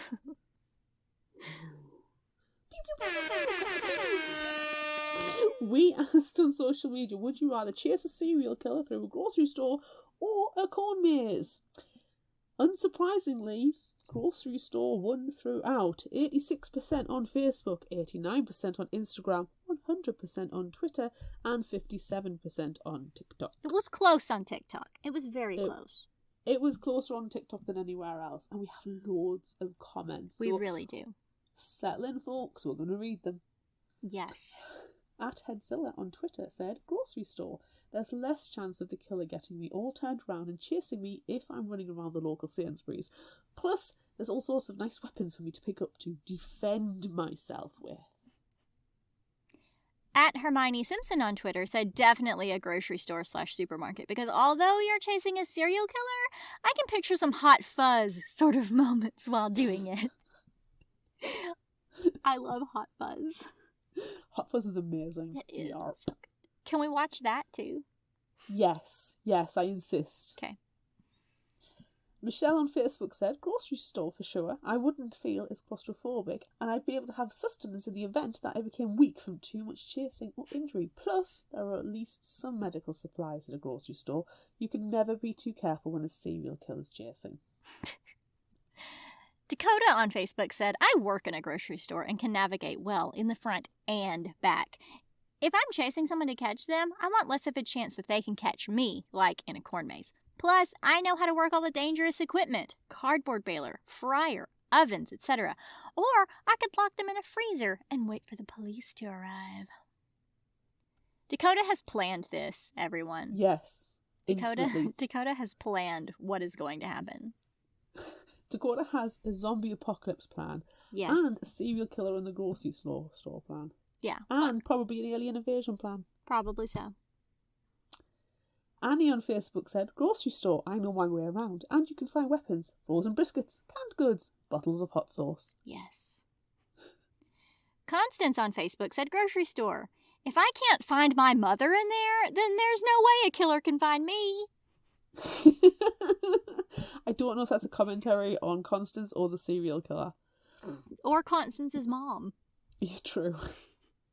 Peter on Facebook said, corn maze, so I could blast the killer with my corn cannon. Note, I do not own a corn cannon. I don't even go around slapping people. Satire.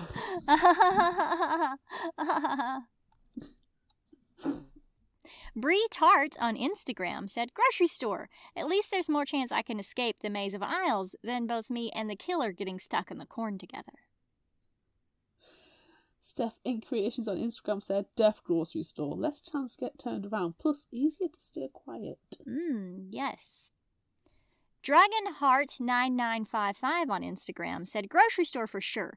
Less chance of getting lost and tons of makeshift weapons if I need them. Plus, corn mazes are just plain creepy in my opinion. Not wrong. Arietta Charles on Instagram said, corn maze. Wouldn't someone have to clean up the grocery store, and who would want to shop thereafter? I wouldn't stick around to do either. You are so kind. That is really generous. California Bee on Instagram said, corn mazes terrify me. Grocery stores contain improvised weapons and phones. No contest. Luke on TikTok said, grocery store. If he has a machete or something, he can spice down the corn and see me. Whereas the grocery store are shelves, and I can shove onto them. Just knock the shelves over. It's a good plan. Depends on the grocery store, I suppose. Okay, so that was a really good comment from TikTok. But there's a full-on conversation that I had with someone on TikTok. So, Claire, you be hot potato 420694. Okay. Getting character. 42069. Hot potato, hot potato, hot potato. Yes. You be hot potato and I'll be fictional hangover. Are they armed, and how large are they?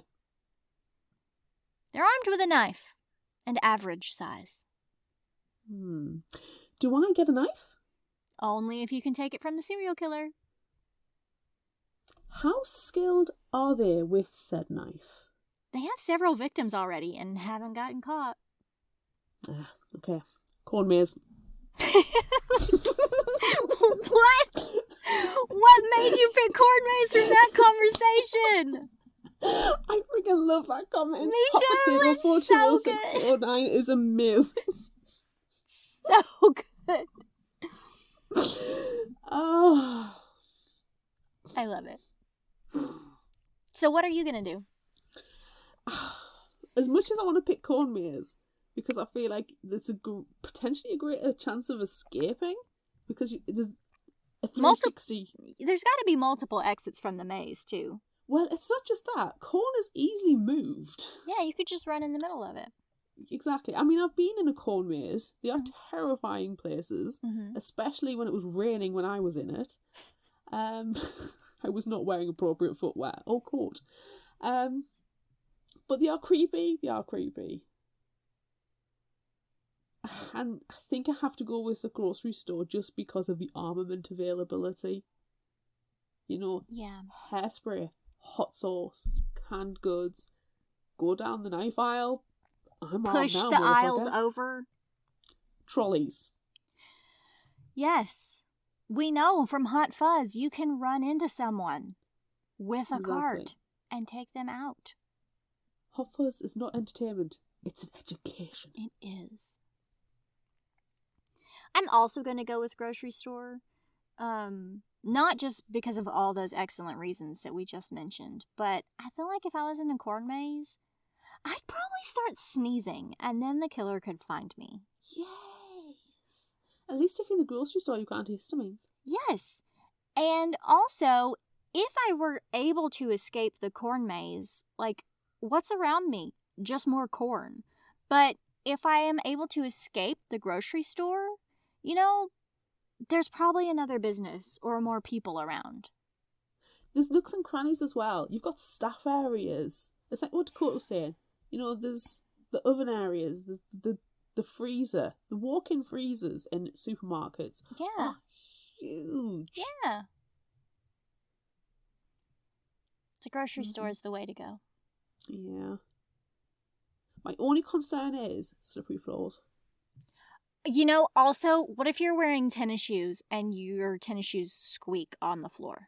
Oh my god, my Converse the other day in the shops, like, were literally going, That was so embarrassing. Yeah. But equally, you don't want to be in heels. No. Definitely, still grocery store. I mean, I'm not talking myself out. Right. Yeah. Okay. Next question. Would you rather talk to your grandma about sexy time stuff or your brother who is also your parent? Parent figure. He's not really your parent. I was going to say, are we talking Grandma Young versus Chris, or are we talking about my nana versus my brother? Which makes it worse? I'm going to pick Grandma both of the times. Oh, okay. Because my nana was cool. I mean, she probably would have tutted and clucked, but she would have laughed at us and then hit us with a newspaper. Yeah. And Grandma Young seemed sensible about it, and I can imagine it turns into one of those horrible conversations of going, well, when you and your grandpa was alive. Yeah. And it's like, no. And then you're putting puzzle pieces into your ears. Yes. Yeah. I pick Grandma as well. I do. I pick Grandma as well because, I don't know, I feel like, you know, you're closer in age to your sibling. And so it's weird. Like, they could also be having sex at the same time. You know? And it's just, that's a weird conversation to have. So I also pick Grandma. Yeah. cool. Also, kind of because if I'm thinking of my own family, all of my grandparents have passed on. So Same. I could just, just tell them, like, hey, talking to your spirit. Yeah. But what gets freaky is it's like, don't look. I'm going to get my sexy time on now. Yeah. Look away. Yeah. I don't know. Yeah. Maybe we should stop thinking about that. What I'm thinking about is, would you rather have pink hair or play in a marching band? I've already had pink hair before, and I can't play an instrument to save my life, so I'm picking pink hair. That's fine. I'm picking pink hair as well. Might as well funk this hairstyle up. Yes. I do have a pink wig somewhere. Me too. That does not surprise me. No. Doesn't surprise anyone. Would you rather have bitch, cunt, whore, nympho, or slut on your forehead? I have said this multiple times. Bitch is on there somewhere. Yeah. Well, I have said before that cunt is my favorite cuss word, so... Do you like cunt? It'd have to be cunt or bitch. Because those other things just don't even apply. No. I think I like bitch just because there's levels. Bitch levels. Radiance is a spectrum. Yes. Of bitch. Yeah. Would you rather be in the book or the movie? Yikes. I'm gonna go with the movie because all of the friends survive and have a happy ending.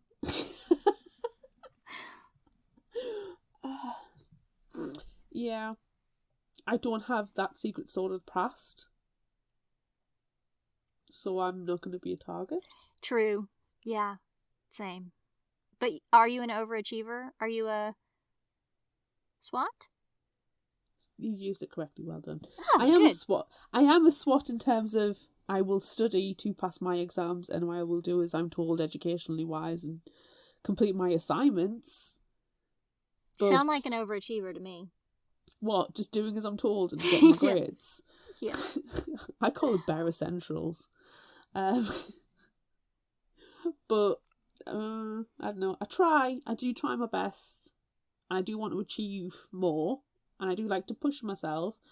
But not to this extent that the people in the books are. I'm not a varsity team diver. You're not the rodeo queen. I'm not a thespian. I'm not a rodeo queen. I'm not a jock. If anybody, I would be Katie applying to the colleges. Yeah. That's probably the person I would relate most to. But or David, the nothing guy. Or David, the nothing. I am the serial killer. But yeah, movie, because I don't have the secrets, so I wouldn't be a target. Yeah. Boom, free pass. Nice. Okay. Favorite final thought quote? I've got 3. Okay. Arduous days required scrupulous planning. Directness like this was rare. Admirable, even. Oh, at last. And my favourite, because this week it applies. It's been such a shitty day. Yes. Okay. I've got 3 also. Cool. And I said this one during the episode. I wasn't about to be killed by a pathetic boy with a stupid knife. A berserk teenage boy broke into your house and tried to stab you to death. Get some fucking perspective. And then this one is heartwarming. Everybody has at least one moment they deeply regret, but that one moment, it doesn't define all of you. But also, get some fucking perspective. I like that one better. Yeah. It's been such a shitty day. Get some fucking perspective. Yes. Best of both worlds. If you liked this, try this. Question mark? Question mark? I am going to recommend a book that hasn't even come out yet. Oh my gosh, I'm so excited for this one. Oh my gosh. Oh yes. Please see episode 108, Clown in a Cornfield, for the summary, because in September, Clown in a Cornfield 2, Fredo Lives by Adam Cesare is coming out. I am ridiculously excited for this one. I adored the first one. It is a 90s ode to slasher movies. Yes. It was brilliant. And the audiobook, read by Jesse Valinsky, was chef's kiss. Yes. So the summary from Amazon. After barely making it out of Kettle Springs cornfields alive, Quinn's first year away at college should be safe and easy. All she wants is to be normal again. But instead, Quinn finds that her past won't leave her alone when she becomes the focus of online conspiracy theories that claim the Kettle Springs massacre never happened. It's a deranged but relentless fantasy, and there's nothing Quinn can do to get people to hear the truth, not even her own campus or her own dorm room. So when a murderous clown attacks Quinn at a frat party, while another goes after her father in Kettle Springs at the same time, Quinn realises that the facts alone are never going to save her. Her only option is to go back into the cornfields. Back where the nightmare began. No. To set the record straight the only way she knows how. Because when the truth gets lost in the lies, that's when people start to die. No! Oh my god, it sounds so good. It sounds like it's gone from small town cornfield slasher to college campus slasher. Yes, and that is the natural progression of the 90s horror movies. I want Adam Cesare to write a summer camp horror. Yes. How sweet would that be? That would be fantastic. But I can't wait for this one. Can't wait for it. It's out in September. I know. Go on Goodreads. Pre-order where you can. Yes. What have you got? Okay, so I thought about suggesting The Woods Are Always Watching. But I think I've suggested that before. Well, you've just done it now, so you're fine. Right, and I already talked about it earlier in the episode, and it's a ton of fun. So go read that one. But then I decided, no, Amanda, pick something else. And so I did. I picked something else, and I haven't read it. It's called Truly Madly Deadly. And, I went for a tenuous link. A hashtag tenuous link. Nice. This is by Hannah Jane. They said it was an accident. Sawyer Dodd is a star athlete. Hashtag tenuous link. A straight A student. Hashtag tenuous link. And the envy of every other girl who wants to date Kevin Anderson. When Kevin dies in a tragic car crash, hashtag tenuous link, Sawyer is stunned. Then she opens her locker to find a note. You're welcome. Someone saw what he did to her. Someone knows that Sawyer and Kevin weren't the perfect couple they seemed to be. And that someone, a killer, is now shadowing Sawyer's every move. Oh. Truly Madly Deadly. Doesn't that sound like fun? That sounds like fun. Yeah. Excellent recommendations. Yes. Do we have an indie spotlight?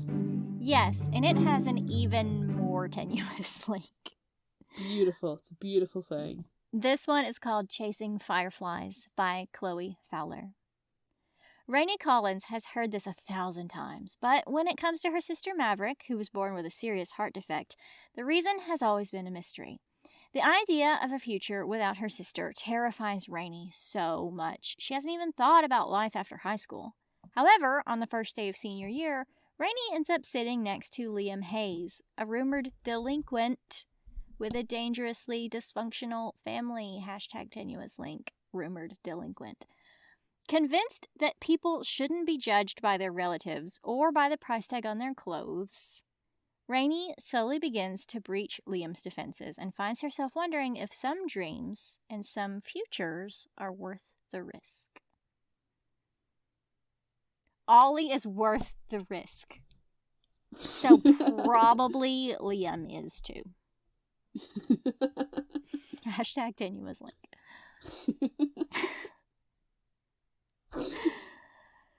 Oh my gosh, that's it.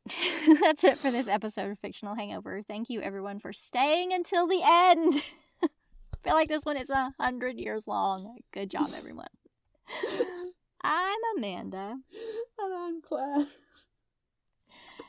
Join us next time as we discuss another one that fits our theme in every generation by Kendara Blake. With Kendara Blake. She's going to be back. We love Kendara. Yay!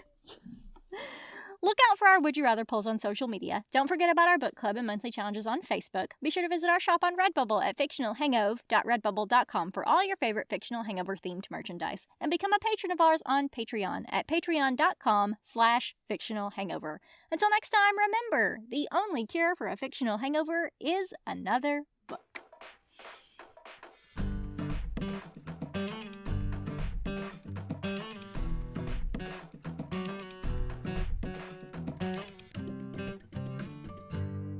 You can find us at fictionalhangover.com, follow us on Instagram at fictionalhangover, find us on Facebook at facebook.com/fictionalhangover, and on Twitter at fictionalhangover, no ER. If you'd like this episode, check out our others and rate, review and subscribe so you don't miss out. And finally, special thanks to Liz Emerson for our music. You can find her on Facebook and Patreon. Thanks for listening.